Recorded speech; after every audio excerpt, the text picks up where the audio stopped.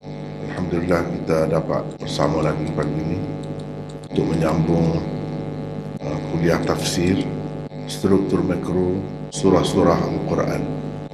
Hari ini kita akan masuk kepada surah Al-An'am. Surah Al-An'am. Surah Al-An'am adalah surah yang ke-6. Bilangan ayatnya 165, bilangan rukuknya 22. Ini termasuk dalam surah Makkiyah. Tertib turunnya ialah yang ke-55. Bilangan paragrafnya ada 7. Ini adalah surah Makkiyah yang pertama selepas daripada 4 surah Madaniyah berturut-turut sebelum ini, iaitu Al-Baqarah, Ali Imran, An-Nisa dan Al-Ma'idah. Hari ini kita akan bertemu dengan surah yang mula-mula selepas 4 surah.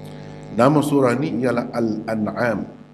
Al-An'am ialah binatang ternakan yang boleh dijadikan sebagai kurban.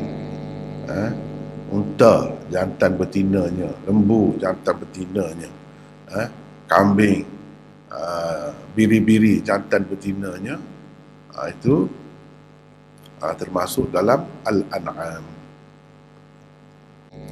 Jadi terlebih dahulu seperti biasa kita tengok carta dahulu dan tengok juga perkataan Al-An'am itu.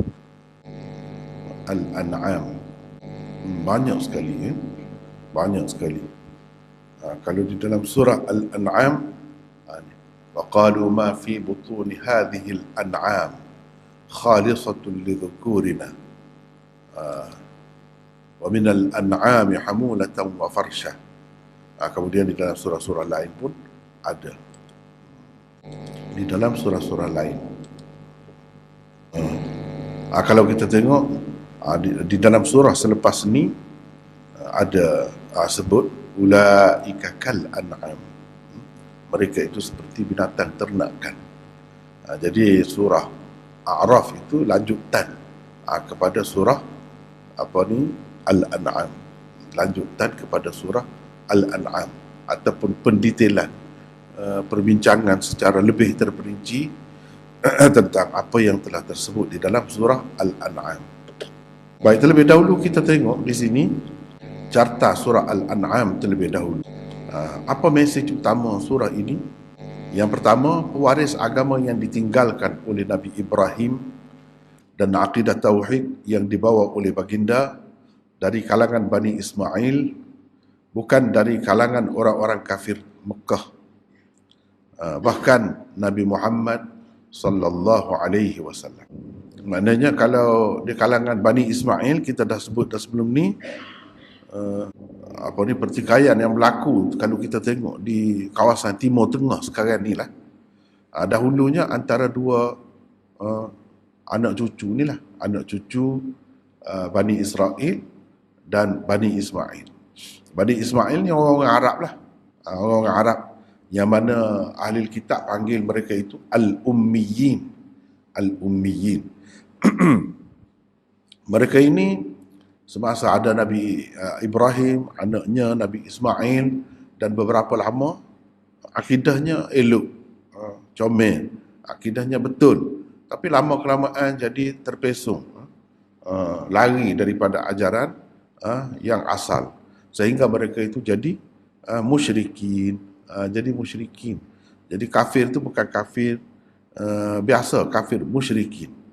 Asalnya Nabi Ibrahim dan Nabi Ismail bawa ajaran tauhid, tapi akhirnya jadi syirik, diresapi oleh syirik.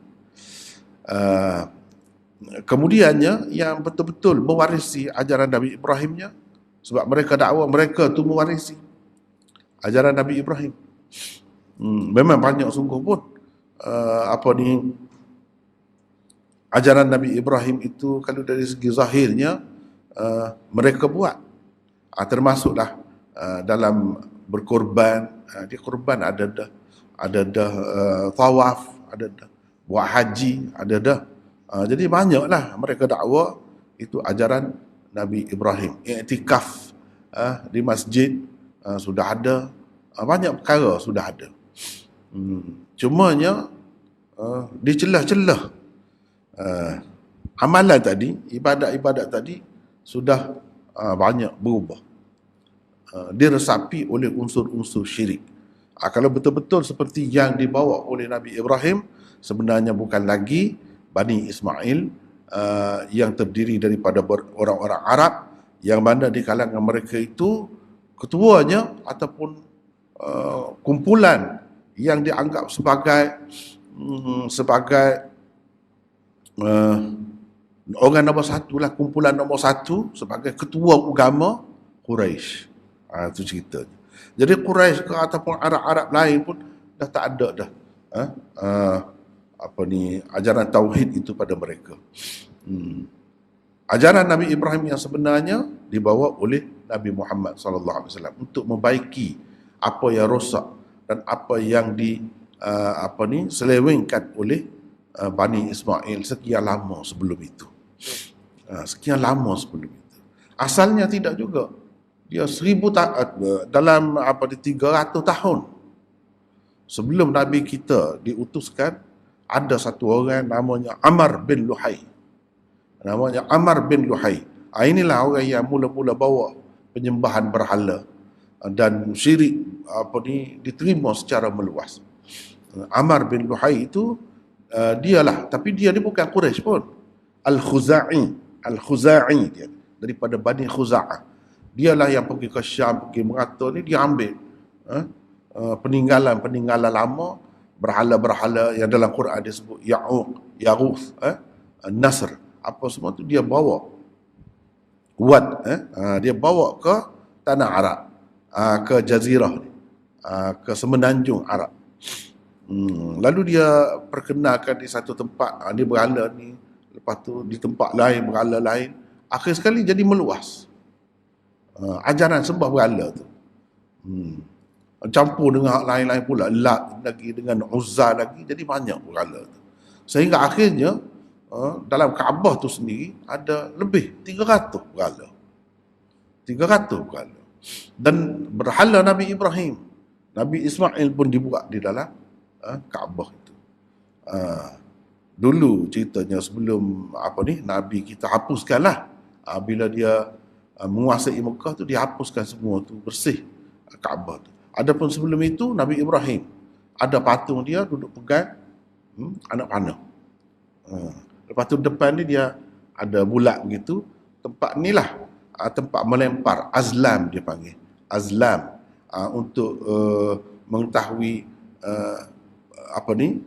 boleh ke tidak boleh nak buat sesuatu. Jadi baling anak panah tu. Kalau kena tempat bolehlah, nak menikah ke, nak pergi mana-mana ke, nak start berniaga ke, jadi bolehkah aku nak berniaga benda ni ke tak boleh?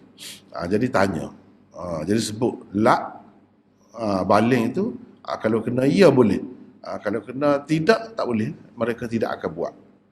Kononnya Nabi Ibrahim yang ajar benda tu, padahal Nabi Ibrahim jauh sekali daripada syirik itu. Itulah sebab maka Ibrahim Yahudiyan wala Nasraniyan walakin kana hanifan muslimah. Dan disebutkan dia bukan syirik Nabi Ibrahim, tapi begitu sekali diselewengkan. Antara dalam sejarahnya yang disebut-sebut mainkan peranan besar dalam membawa ajaran syirik ke sana ialah Amr bin Luhai tadi. Amr bin Luhai. Yang kedua, perbahasan dan pertikaian pendapat dengan orang-orang musyrikin Mekah. Yang ketiga, kritikan terhadap pelbagai bentuk kesyirikan. Jadi bila Nabi SAW hari ini, banyak bentuk, boleh katakan semua bentuk syirik dihapuskan. Dan dibawa sebagai gantinya tauhid. Di situlah ada yang keempatnya, bahagian tauhid. Sebab nak hapuskan syirik itu, syirik dalam bentuk ni, syirik dalam bentuk ni, maka tauhid itu pun ada banyak bahagian juga. Yang kelima, tuntutan akidah tauhid. Jadi akidah tauhid tu ada tuntutan dia, bukan saja-saja begitu, tidak. Baik, kalau kita bahagikan surah ini kepada paragraf, maka ia ada 7 paragraf semuanya. Untuk nak mudah faham, biar kita tahu secara kasar dahulu apa yang tersebut di dalam surah ini. Paragraf 1 daripada ayat 1 hingga 73. Ayat 1 hingga 73, kalau kita tengok di sini, ini Al-An'am. Ini ayat 1. Ayat 1 hingga 73, banyaklah.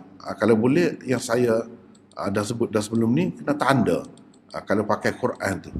Kalau pakai Quran yang besar, sampai kepada sini. Lepas tu, wa idh qala Ibrahim li abihi azar. Jadi sebelum ni 73 sampai ke sini. Ini termasuk dalam paragraf yang pertama. Perdebatan dan dialog dengan orang-orang musyrikin Mekah. Situ perdebatan antara Nabi SAW dengan orang-orang musyrikin Mekah. Mereka kata macam mana, jawab macam mana, kita tanya macam mana, mereka jawab macam mana tu. Paragraf yang kedua daripada ayat 74 hingga 94. Seruan Nabi Ibrahim dan sekalian Nabi termasuk Muhammad SAW adalah tauhid. Jadi dia bermula dengan Nabi Ibrahim tadilah 74, wa idh qala Ibrahim li abihi azar. Ketika Ibrahim berkata kepada ayahnya Azar, kenapa engkau ambil berhala-berhala sebagai Tuhan? Dan seterusnya. Daripada sini. Jadi daripada Nabi Ibrahim dulu lagi sebenarnya menentang syirik ni, duduk bawa ajaran tauhid. Semua nabi-nabi bawa ajaran tauhid. Paragraf yang ketiga ayat 95 hingga 113, seruan kepada akidah tauhid dan penolakan terhadap kesyirikan. Di situ. Paragraf yang keempat ayat 114 hingga 121, penolakan terhadap syirik dalam membuat undang-undang. Jadi syirik kafir Quraisy ni ataupun orang-orang Arab ni bukan syirik dalam penyembahan selain Allah sahaja. Syiriknya dalam membuat undang-undang, mereka membuat syariat sendiri, menghalalkan dan mengharamkan sendiri. Itu pun boleh berlaku juga syirik di situ. Salah satu syirik mereka duduk situlah. Paragraf yang kelima ayat 122 hingga 135, penipuan dan kejahatan pimpinan penjenayah-penjenayah dan orang-orang yang sombong. Paragraf yang ke-6 ayat 136 hingga 154. Bid'ah-bid'ah yang dilakukan oleh orang-orang kafir Quraisy dan keterangan tauhid dalam syariat. Banyaklah bid'ahnya yang dia buat. Dia kata begini-begini, padahal tak ada pun begitu. Misalnya tawaf, dia buat tawaf, tapi tawaf sambil telanjang. Itu antara bid'ah dia. Lepas tu dia sebab mereka anggap mereka tu sebagai ketua agama, sebagai puak-puak, kalau kita kata ahli-ahli agama lah, itu keluarga Sami, keluarga Sami, keluarga, kalau di kalangan orang Hindu Brahma, ni kalau di kalangan orang Arab ni Brahman lah, puak-puak Quraisy ni, puak-puak Brahman, ahli-ahli agama. Jadi lebihlah mereka tu, lebih daripada orang lain. Supaya kita penyakit orang kita kemudian ni duduk anggap bangga kerana keturunan. Ni puak-puak kita, puak-puak Said, puak-puak Said misalnya, puak-puak Habib, nak boleh jadi sesak pula di situ, nak boleh jadi menyeleweng pula di situ. Dia jadi bangga lah, bangga diri. Mereka pun begitu. Mereka anggap oleh kerana mereka ni tuan, Kaabah itu duduk di negeri mereka, semua orang mari tumpang mereka yang menjaga Kaabahnya. Jadi mereka inilah macam Brahman ataupun Sami lah kita kata, ketua agama, ahli-ahli agama. Jadi bila ahli agama ada istimewanya. Antara istimewanya apa? Iaitu kalau buat haji tu mereka tak payah pergi sama dengan orang ramai, duduk berkumpul di Arafah. Cukup mereka pergi takat Mina, lepas tu pergi Muzdalifah, balik mari ke Mekah. Itu beza dia. Dia buat beza dia. Setengah-setengah ulama mengatakan yang telanjang ni, perempuan ni telanjang pula lah. Perempuan, lelaki telanjang tawaf. Setengah-setengah kata Quraisy tidak telanjang. Sebab apa? Kerana kelebihan dia. Kerana kelebihan. Lepas tu kalau mereka mati, binatang yang mati, kalau anak dalam perut binatang tu, an'am ni lah, cerita an'am ni. Kalau mati, kalau mana ibu dia tu mati, lepas tu didapati anak tu hidup. Anak tu hidup. Maka anak tu boleh dimakan oleh lelaki saja. Orang lelaki saja. Ini bid'ah dia ni. Bid'ah dia. Dia buat peraturan sendiri. Lelaki saja boleh makan. Tapi kalau anak di dalam tu mati, dalam perut ibu tu mati, lelaki dan perempuan semua boleh makan. Itu peraturan yang dia buat sendiri. Itulah yang disebutkan di dalam Quran. Inilah yang dikatakan bid'ah yang dilakukan oleh orang-orang kafir Quraisy. Yang asalnya tak ada semua tu. Tak ada semua tu. Paragraf yang ketujuh, ayat 155 hingga 165, intisari seruan tauhid dan penolakan terhadap syirik. Ini penyakitnya, penyakit kafir Quraisy ataupun Arab ni, dia syirik. Sebab itu dipanggil musyrikin. Maknanya selepas Nabi SAW diperintahkan menghadap Bani Israel di dalam dua surah. Yang pertama iaitu Al-Baqarah dan Ali Imran. Al-Baqarah lebih kepada Bani Yahudi, dan Ali Imran lebih kepada Kristian ataupun Nasara. Di samping tu nak perkemaskan umat yang dilantik sebagai pengganti mereka yang sudah tidak layak, sudah tidak ada kelayakan itu, memperkemahkan mereka dari segi peribadinya, dari segi keluarganya, dari segi masyarakatnya, sampai ke peringkat negara. Ada negara, ada satu pihak yang lain. Jadi untuk memenuhi pengisian satu umat yang baru dilantik sebagai pemimpin itu, di celah-celah tu dalam surah An-Nisa dan juga Al-Ma'idah diberikan peraturan-peraturan untuk menguatkan khairah ummah ataupun ummatan wasata itu di dalam menghadapi Bani Israel yang mendakwa sebagai ketua, sebagai pemimpin selama selama 5,000 tahun gitu. 2,000 tahun lebih, 2,500 tahun lebih, yang kita telah sebut dah sebelum ni. Begitulah. Lepas tu ni barulah musyrikin. Ni hari ni kita masuk surah Al-An'am, ni nak menghadap musyrikin. Jadi semua ni golongan yang perlu diperbetulkan akidahnya. Akidah mereka sudah rosak dan mereka tidak layak, semuanya tidak layak untuk menjadi pemimpin. Kalau Bani Israel mendakwa memimpin atas dasar dalam Quran pun sebut, inni faddaltukum 'alal 'alamin, mengatasi sekalian orang lain, bangsa lain, dia berasa dia lebih. Maka ada sekelompok kecil, tidak sebesar itu, tapi pengaruhnya dia berasa dia kuat lah, sebab mereka bertapak di tanah Arab ni, ada Kaabah di situ, ada apa, mereka mengatakan mereka itulah ketuanya di situ, iaitu kafir Quraisy ni lah. Kafir Quraisy ini pun kena dihadapi oleh Nabi SAW. Mereka pun sudah menyeleweng, sebenarnya tidak layak, usahakan nak merintah dunia, nak menguasai dunia, nak memimpin sekalian manusia, memimpin sesama mereka pun tidak layak. Itu dah. Baiklah. Baru kita pergi kepada yang lebih detail. Hari ni Hazim baca. Zaman diturunkan. Bismillah. Zaman diturunkan.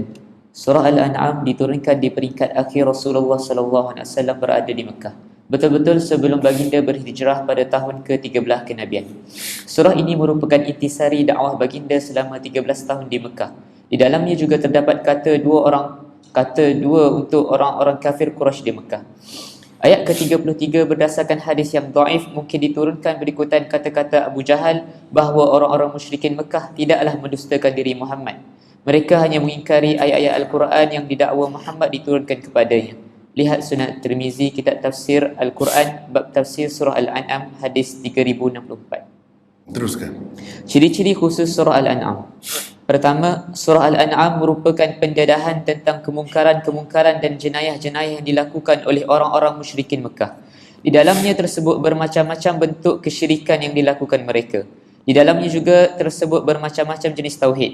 Setelah mengemukakan bantahan dan kritikan orang-orang musyrikin Mekah, jawapan yang membungkam mereka diberikan. Ancaman kebinasaan juga diberikan kepada mereka secara umum. Kedua, dari segi tertib susunan surah, 4 surah Madaniyah terletak berturut-turut selepas surah Al-Fatihah, iaitu Al-Baqarah, Ali Imran, An-Nisa dan Al-Ma'idah. Di dalamnya terkandung pendedahan tentang kemungkaran-kemungkaran dan jenayah-jenayah dilakukan oleh Bani Israel. Seruan kepada ahli kitab supaya menerima Islam dan hubungan antara mereka dengan umat Islam. Ketiga, bermula dari surah Al-An'am, mizaj ragam Al-Quran mula bertukar. Ia mula berbicara tentang Bani Israel, secara khususnya orang-orang Quraisy Mekah.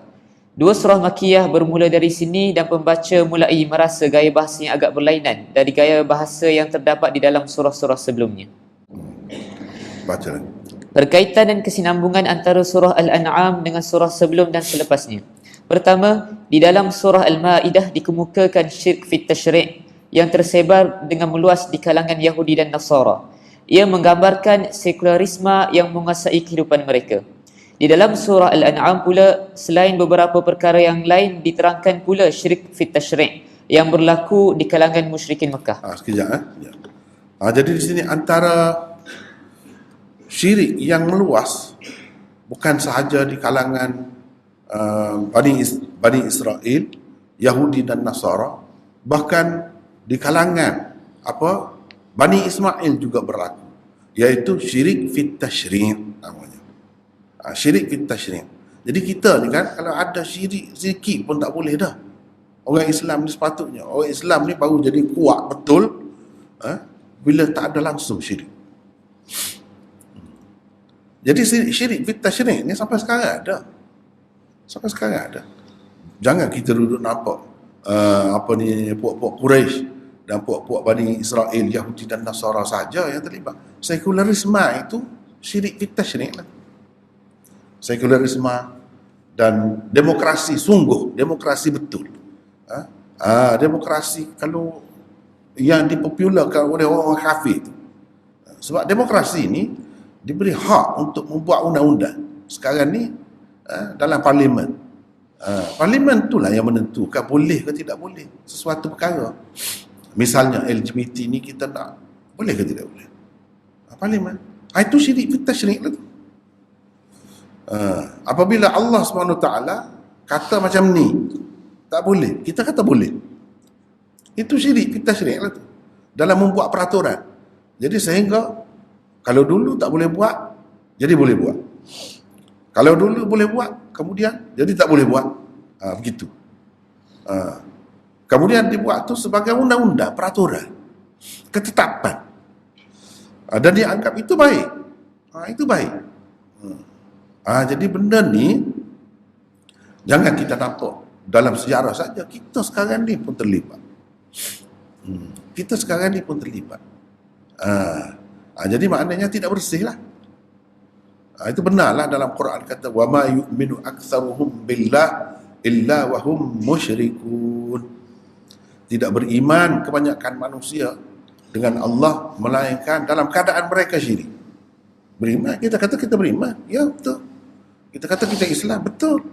Tapi cuba cek betul-betul. Yang kita kata beriman tu tauhid sungguh ke tidak? Beriman kepada Allah. Kalau beriman kepada Allah, syirik dalam apa bentuk pun tak ada. Ni masih ada. Masih ada. Cuma kalau kita tidak redha, mudah-mudahan Allah SWT kira kita. Kita tak termasuk. Tapi kita tidak redha pun, zaman sekarang ni kita boleh pilih kan. Demokrasi ni kita boleh pilih. Kita nak pilih pemimpin tu dia akan bawa suara kita je. Jadi kalau puak-puak misalnya kita contohlah, kalau puak-puak yang suka kepada LGBT, misalnya dia akan pilih pemimpin yang nak macam tu lah. Maka yang itulah yang akan bawa dalam parlimen. Kalau ramai puak-puak dia, itulah yang jadi undang-undang. Contoh. Kalau puak-puak pelacur, takkan dia nak sokong apa namanya yang mengharamkan pelacuran. Dia nak hidup macam mana puak-puak dia?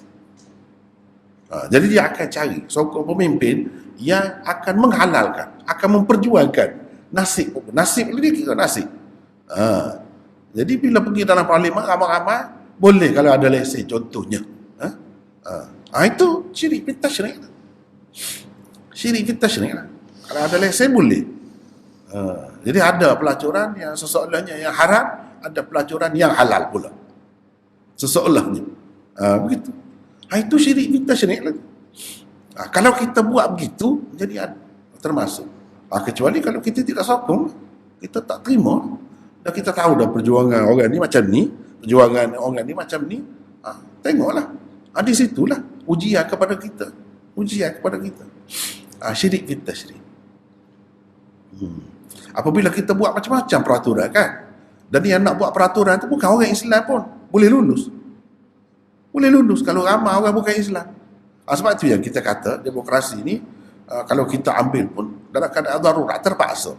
Kalau kita biarkan sebab orang lain boleh mengundi, kita sendiri kita tak mahu mengundi saja kita. Jadi ramai orang dia lah yang jadi pemerintah yang naik dalam parlimen tu ramai. Bila dia ramai, dia boleh buatlah peraturan. Ini syirik fit tasyri'. Syirik fit tasyri' namanya. Syirik dalam memberi kuasa membuat undang-undang kepada selain Allah. Sedangkan dalam Islam, kecuali kalau benda-benda yang tak jelas lah dalam Quran, bolehlah kita nak ijtihad. Kita nak buat apa namanya, sekolah apa-apa ke, vocational ke, kita nak buat sebanyak mana belanjanya, itu bolehlah nak bincang yang tu. Kita nak projek itu, projek ini, bolehlah nak buat itu. Nak apa namanya, meningkatkan taraf kesihatan masyarakat kita perlu ramai doktor, kita perlu banyak hospital, jadi belanjanya perlu banyak, bolehlah yang tu. Tetapi yang sudah jelas dah hukumnya di sisi Allah, kita nak ubah tu tak boleh. Seseolahnya kita kata ada orang lain yang lebih hebat, yang lebih baik, sedangkan dalam Quran ada kata dah, kita dah temu dah sebelum, wa man ahsanu minallahi hukman liqaumin yuqinun. Dalam sekejap lagi kita akan bertemu.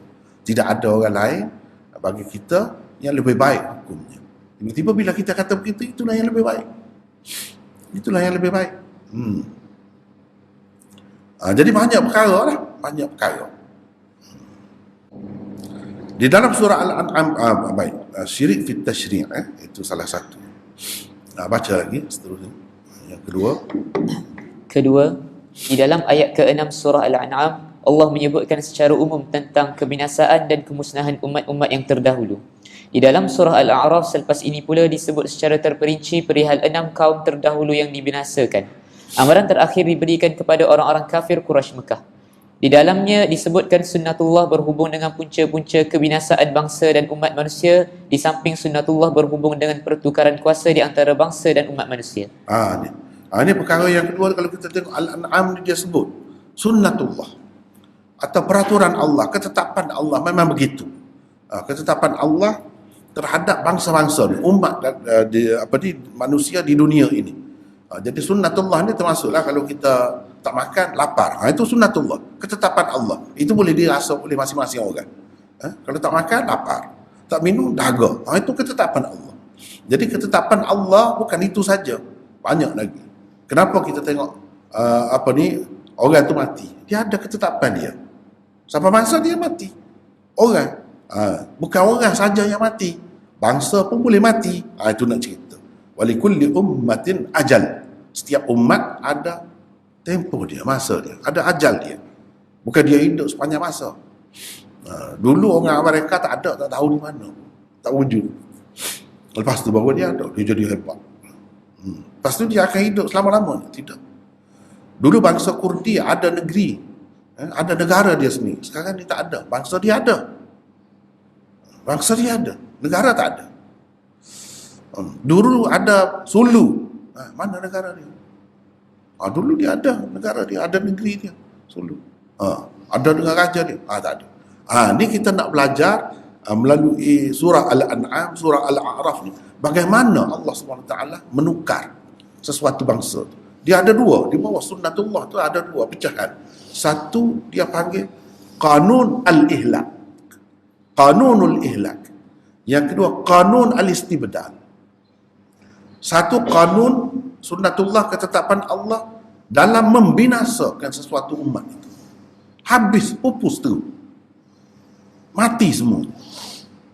Dengan azab Allah mari, macam kaum Lut habis, kaum Samud habis, tak ada dah, tak wujud dah. Negeri dia yang tinggal, dia tak ada. Itu kanun ihlak. Yang kedua kanun istibdal. Allah SWT tukar bangsa lain, mengambil alih tempat dia, sebab dia tidak ada kelayakan. Dia lemah. Bila lemah, ni ketetapan Allah. Bila lemah, bangsa yang kuat mari serat, hancur. Dia pun lebur hancur. Negeri dia tu pun tukar jadi negeri lain. Itu peraturan Allah, ketetapan Allah. Kalau cuai dalam dunia ni, kalau kita tidak kuat, maka jadi hancur negeri kita akan diceroboh, dan kita pun akan hilang wujud, peta akan berubah, akan jadi macam lain. Itu bendanya. Dulu Palestin ada, kemudian semakin sikit diceroboh orang, dan dia tidak boleh lawan. Sebab apa? Sebab umat Islam tidak bersatu. Umat Islam masing-masing dengan kenegerian dia, kenegaraan masing-masing, dengan kebangsaan masing-masing. Orang ceroboh dia sendirilah lawan. Yang lain tak tolong. Sebab tidak ada kesatuan itu, kesatuan umat itu. Atau kerana kelemahan dari banyak sudut lah. Dari sudut ketenteraan, dari sudut persenjataan, dari sudut apa, tak boleh nak lawan. Israel yang kecil itu tak boleh nak lawan. Lama-lama hilang lah bangsa tu, hilang daripada peta. Bangsa dia ada lagi setengah-setengah tu. Setengah-setengah tu bangsa dia tak ada, tapi negeri dia ada, dia ambil alih oleh orang lain lah. Memang Allah SWT buat gitu. Wa in tatawallaw yastabdil qauman ghairakum. Jika kamu berpaling, tidak ikut cara yang Allah nak, macam mana nak jadi bangsa yang maju, bangsa yang kuat, bangsa yang berdaulat. Kalau kamu berpaling daripada peraturan Allah tu, tak ikut cara tu, yastabdil. Ini orang panggil kanun istibdal. Sunnatullah dalam bentuk tukar. Yastabdil qauman ghairakum. Tuhan akan tukar kamu dengan bangsa lain. Mari duduk. Itu kita tengok banyak. Biasalah tu dalam dunia ni. Asalnya dia bukan situ. Tapi dia menguasai negeri dan jadi negara dia. Cuba tengok zaman penjajah dulu. Habis. Padahal ni tanah Melayu. Jadi boleh pada orang putih. Dan mereka ambil harta benda kita, kekayaan kita, apa semua mereka buat. Sebab apa? Sebab kita lemah. Dia sudah ada meriam, dia sudah ada macam-macam senjata, kita duduk main golok lagi. Macam mana nak lawan? Dari sudut tu pun tak boleh dah. Dia dari segi politiknya tinggi, penguasaan bahasanya macam-macam bahasa dah boleh. Kita, bahasa kita pun tak ke mana.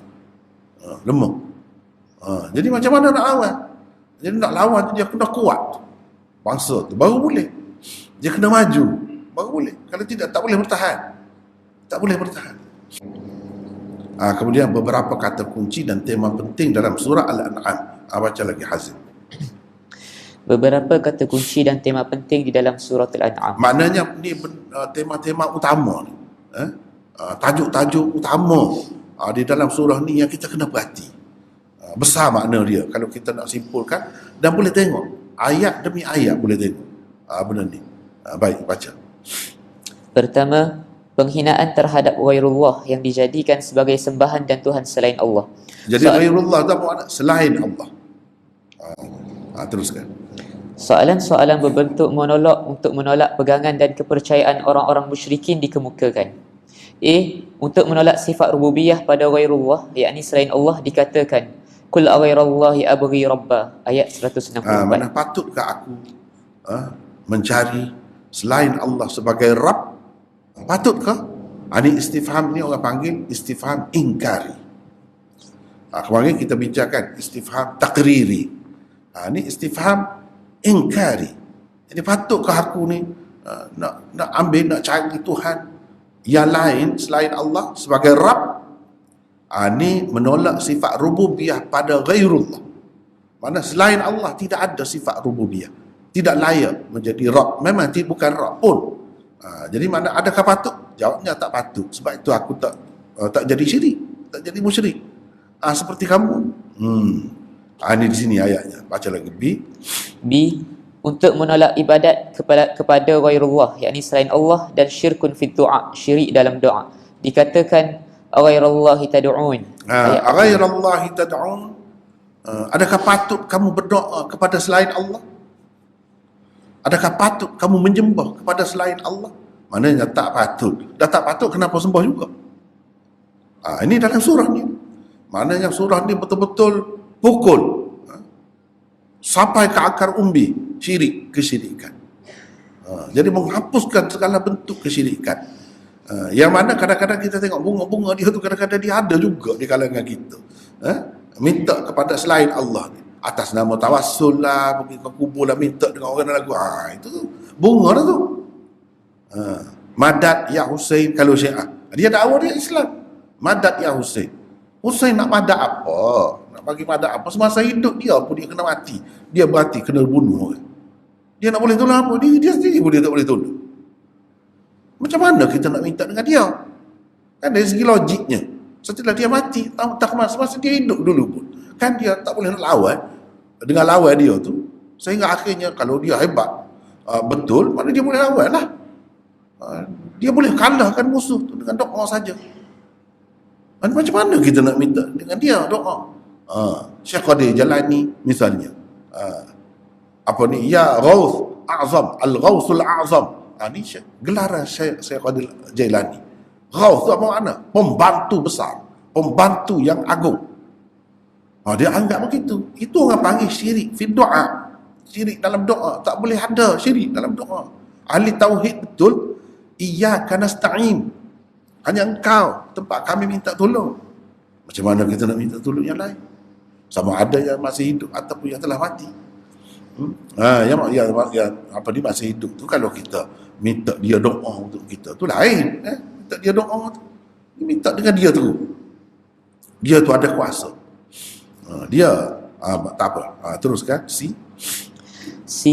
Untuk menolak ghairullah sebagai pelindung dan sebagai penjaga manusia, dikatakan kul ghairallahi attakhidhu waliya. Ayat 14. Dia semua ni kan. Cuba tengok ayat tu. Buka Quran tengok.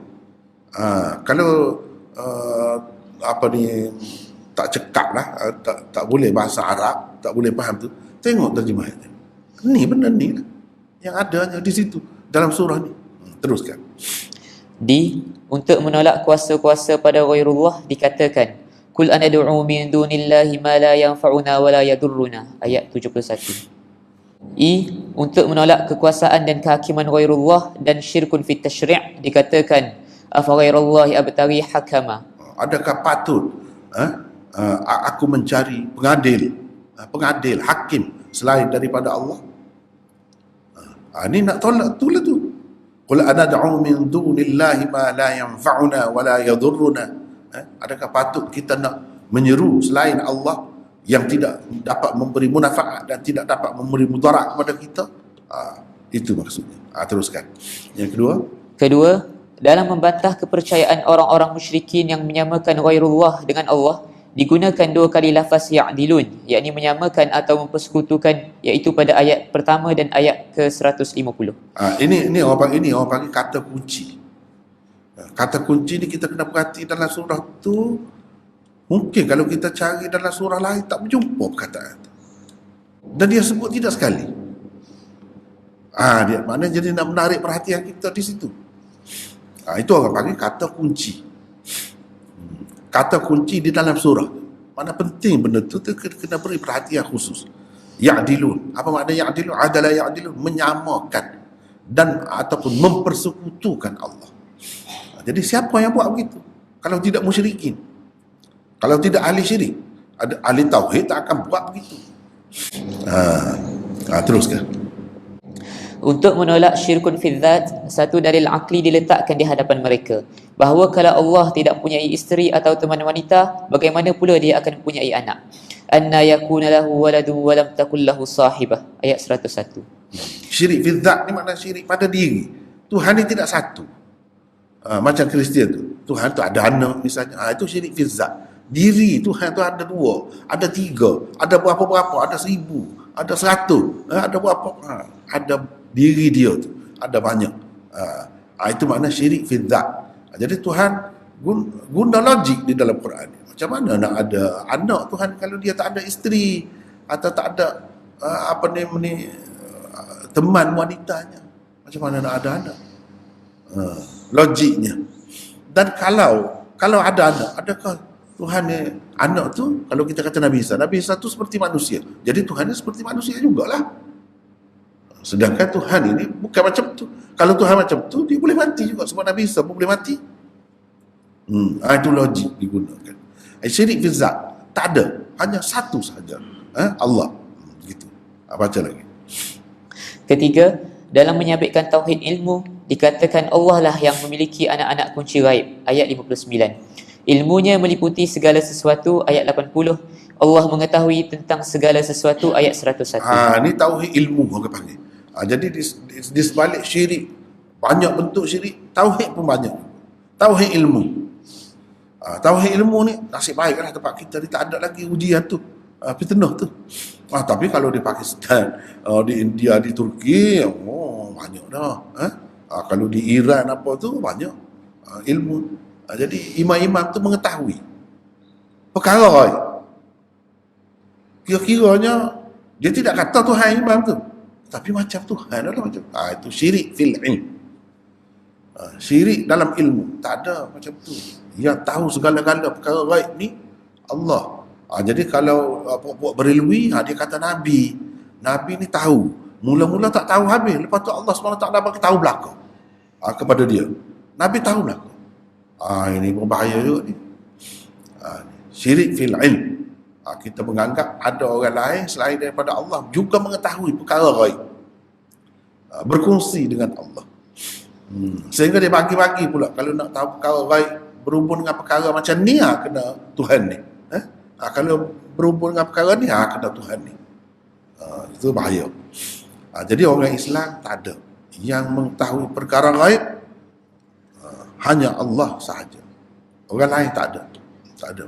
Teruskan. Keempat, perbezaan di antara konsep hamdun dan tasbih dikemukakan dalam ayat yang sama untuk menjelaskan tentang tauhid tanzih. Dia yang memberi makan, bukan dia yang diberi makan. Wa huwa yut'im wa la yut'am. Ayat 14. Tauhid tanzih, mana tauhid menyucikan Allah. Tak ada satu zat, satu diri yang suci macam tu. Suci macam tu. Kudus. Kita kata kudus. Tak ada macam tu. Tak ada manusia mana apapun yang kudus. Jadi tauhid tanzih. Tasbih maknanya kita menyucikan Allah. Maha suci Allah daripada segala kekurangan. Hamd mana kita puji Allah. Segala sifat yang sempurna ada pada dia. Tidak ada pada yang lain. Itu maksud tauhid tanzih itu. Kelima, beberapa perkara di bawah ini dikemukakan sebagai bukti kepada tauhid dalam kekuasaan. A. Allah berkuasa membinasakan bangsa-bangsa. Alam yarau kam ahlakna min qablihim. Ayat 6. B. Allah memotong akar umbi kaum dan bangsa yang zalim. Faquti adabirul qaumil ladzina zalamu. Ayat 45. C. Tidakkah kamu perhatikan bahawa azab Allah juga secara tiba-tiba dan tidak disangka-sangka boleh menimpa? Qul ara'aitakum in atakum azabullahi baghtatan aw jahratan. Ini semua ni bukti tauhid dalam kuasa, kudrat. Yang berkuasa macam tu tak ada yang lain. Kecuali Allah, kecuali Allah. Itu bagi kita. Adapun orang-orang syirik ni, dia kata ada benda ni sebab kita tak puja, kita tak boleh makan, kita tak itu dia, maka dia mengamuk. Macam-macam ceritanya. Dengan sebab itu kita kena puja pula mambang laut, mambang hutan, mambang macam-macam pula tu. Kena puja pula. Bila puja tu syirik lah. Syirik. Dan kita percaya boleh orang lain ada kuasa buat gitu. Bagi kita tidak. Semuanya Allah. Teruskan. Allah boleh menyeksa sesiapa yang dikehendakinya dengan bermacam-macam cara. Pertama, dengan melepaskan hujan, kilat dan lain-lain dari arah atas. Kedua, dengan mencetuskan gempa bumi, tanah runtuh dan banjir dan lain-lain dari bawah. Ketiga, dengan mencetuskan perang antara bangsa-bangsa dan puak-puak berkepentingan di dunia. Qul huwal qadiru ala an yab'atha 'alaykum 'adzaban min fawqikum aw min tahti arjulikum aw yalbisakum syi'an wa yudhiqa ba'dakum ba'sa ba'd. Unzur kaifa nusarrifu al-ayati la'allahum yafqahun. 65. Katakanlah, dialah yang berkuasa menghantar kepada kamu azab seksa bala bencana dari sebelah atas kamu atau dari bawah kaki kamu. Ia menjadikan kamu bertentangan dan berpecah belah, berpuak-puak, dan ia merasakan sebahagian daripada kamu akan perbuatan ganas dan kejam sebahagian yang lain. Perhatikanlah bagaimana kami menjelaskan ayat-ayat keterangan yang menunjukkan kebesaran kami dengan berbagai cara supaya mereka memahaminya. Teruskan. Allah Subhanahu Wa Taala berkuasa menghilangkan pendengaran, penglihatan, dan dia juga berkuasa mengunci mata hati manusia. Jika Allah melakukan begitu, tiada siapa pun ghairullah dapat mengembalikan semua yang tersebut itu kepada seseorang. Qul ara'aytum in akhadallahu sam'akum wa absarakum wa khatama ala qulubikum man ilahun ghairullahi ya'tikum bih.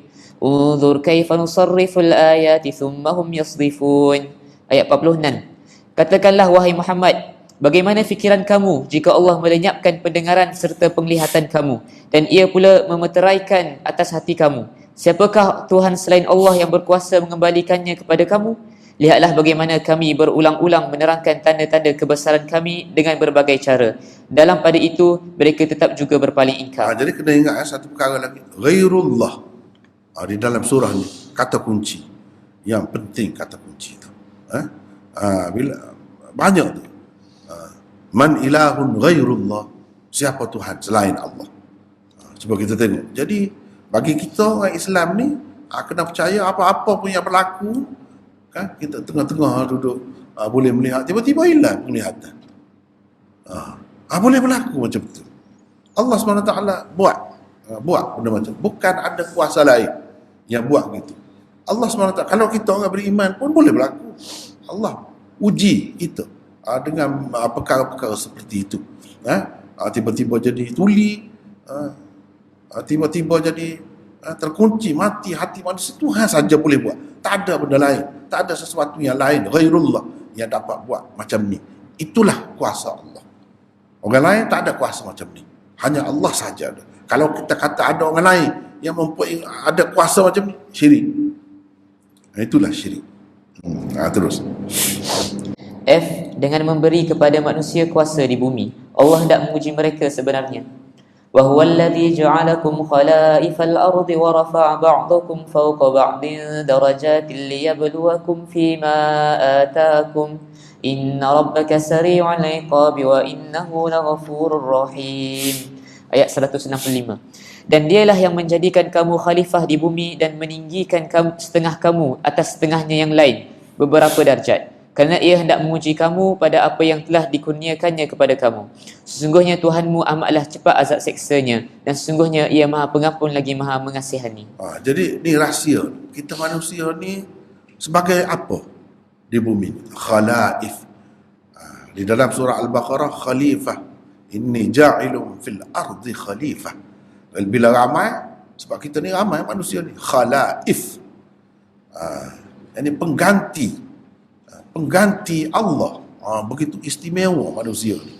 Pengganti Allah. Dialah yang berkuasa yang paling istimewa di atas muka bumi ni. Banyak lagi kejadian-kejadian yang lain, makhluk-makhluk yang lain, tapi semua itu untuk kemudahannya.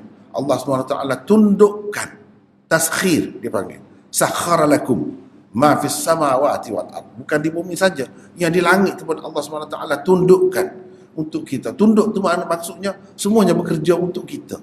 Kita ni yang dapat faedahnya. Itu makna khalifah. Kita yang berkuasa, kita yang nombor satu di dunia ini.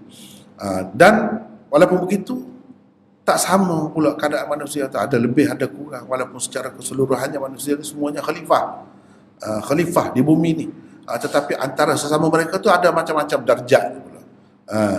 Rafa'a ba'dakum fawqa ba'din darajat. Ada banyak darjat. Tidak sama darjat itu. Ini miskin, ini kaya sikit, ni kaya lagi, ni kaya lagi, ni kaya lagi, paling kaya. Kaya pun tetap miskin. Tuhan kata, wallahul ghani wa antumul fuqara. Allah yang sebenarnya kaya, kamu semua fuqara, semua miskin. Tuhan kata, kaya macam mana? Miskin lagi. Orang ni jahil, tak cerdik lah, bodoh. Ada yang naik atas lagi, atas lagi, atas lagi, atas lagi, cerdik, luar biasa bijaknya. Tapi wa fawqa kulli dhi ilmin alim, Tuhan kata, di atas daripada sekalian yang pandai ni, yang berilmu, ada lagi yang alim. Siapa dia ni? Yang lain ni tak usah cakap lah. Alim, pandai, bijak macam mana pun, sebenarnya banyak lagi bodoh dia. Banyak lagi bodoh. Imam Syafi'i kata, semakin banyak ilmu kita, dia kata ilmu saya, semakin saya berasa bodoh. Betul lah tu. Itu betul lah tu. Semakin banyak kita nampak kita tak tahu. Itu ahli ilmu yang betul begitulah. Jadi Allah SWT buat manusia ni berbeza-beza begitu apa? Liyabluwakum fima atakum. Adalah surah ni lah sebutnya. Untuk Allah uji. Jadi bagi kita orang Islam ni, semua yang berlaku ni ujian Allah. Allah nak uji. Kalau kita nak kaya, dia nak uji kita dengan harta kita tu, kita jadi sombong ke tidak. Kita lah jadi lupa daratan ke tidak dengan sebab kita kaya tu. Nak uji. Kita buat apa dengan duit kita tu. Tapi kalau orang miskin, Tuhan tak tanya lah. Besok tentang harta tu selesai dah dia di situ. Ni Tuhan tanya. Setiap yang dia begitu, dia akan tanya, kamu buat apa? Sama juga kalau orang berilmu, dengan ilmu tu dia buat apa? Orang berilmu ni macam-macam dia boleh buat. Kalau dia nak, macam-macam boleh buat. Jadi dia buat apa? Fima atakum ilmu. Jadi orang yang tak ada ilmu, Tuhan tak soal, kenapa kamu tak mengajar? Ni kenapa kamu tahu, kamu tak ajar pula. Sehingga orang jadi sesat. Dia akan tanya. Jadi Tuhan nak uji pada apa saja yang dia bagi. Apa saja. Kalau dia bagi mata, dia akan tanya tentang kamu buat tengok apa dengan mata. Orang yang buta tak tanya dah. Sebab itu dari satu segi dia untung. Jangan kata Tuhan tidak adil. Adil. Sebab orang yang ada mata akan disoal, akan ditanya. Orang yang tak ada mata tak ada soal. Bab tu. Soal bab lain lah pula. Banyak lagi, dia bukan mata saja. Yang lain-lain lagi banyak. Kalau cantik, apa kita buat dengan kecantikan kita? Katakanlah cantik. Apa kita buat dengan kecantikan kita? Kalau orang bodoh tak ada masalah dah dia. Dalam dunia ni tak ada masalah. Yang ada masalah lah, susah sikit nak kahwin. Tu je lah. Kalau handsome, kalau cantik ni ramai orang nak. Begitulah. Bezanya. Tapi Tuhan tak tanya. Dengan sebab tu jadi orang macam-macam boleh jadi kan. Itu ujian semua tu. Ujian. Liyabluwakum fima atakum, ini sangat penting ni. Sangat penting ni. Tuhan nak uji kita pada apa yang Tuhan bagi kepada kita. Fima atak, pada apa yang dia berikan kepada kamu. Sama ada berupa nikmat ataupun berupa azab. Kalau azab pun Tuhan bagi. Tuhan berikan kepada kamu penyakit gini-gini. Tuhan nak tengok kita sabar ke tidak. Kalau kita menyumpah dia, menyeranah dia, dia kita sabar ke tidak. Begitulah Tuhan nak uji. Baik, lepas tu G apa tu lagi? G, setelah Allah memberi kuasa dan nikmat kepada seseorang atau segolongan manusia, jika ia tidak bersyukur, Allah boleh membinasakan mereka dan menggantikan mereka dengan orang-orang lain untuk menguji mereka pula. Alam yarau kam ahlakna min qablihim min qarnin makkannahum fil ardi ma lam numakkin lakum wa arsalna as-samaa'a 'alayhim midrara waj'alna al-anhara tajri min tahtihim fa ahlaknahum bidhunubihim wa ansha'na min ba'dihim qarnan akharin.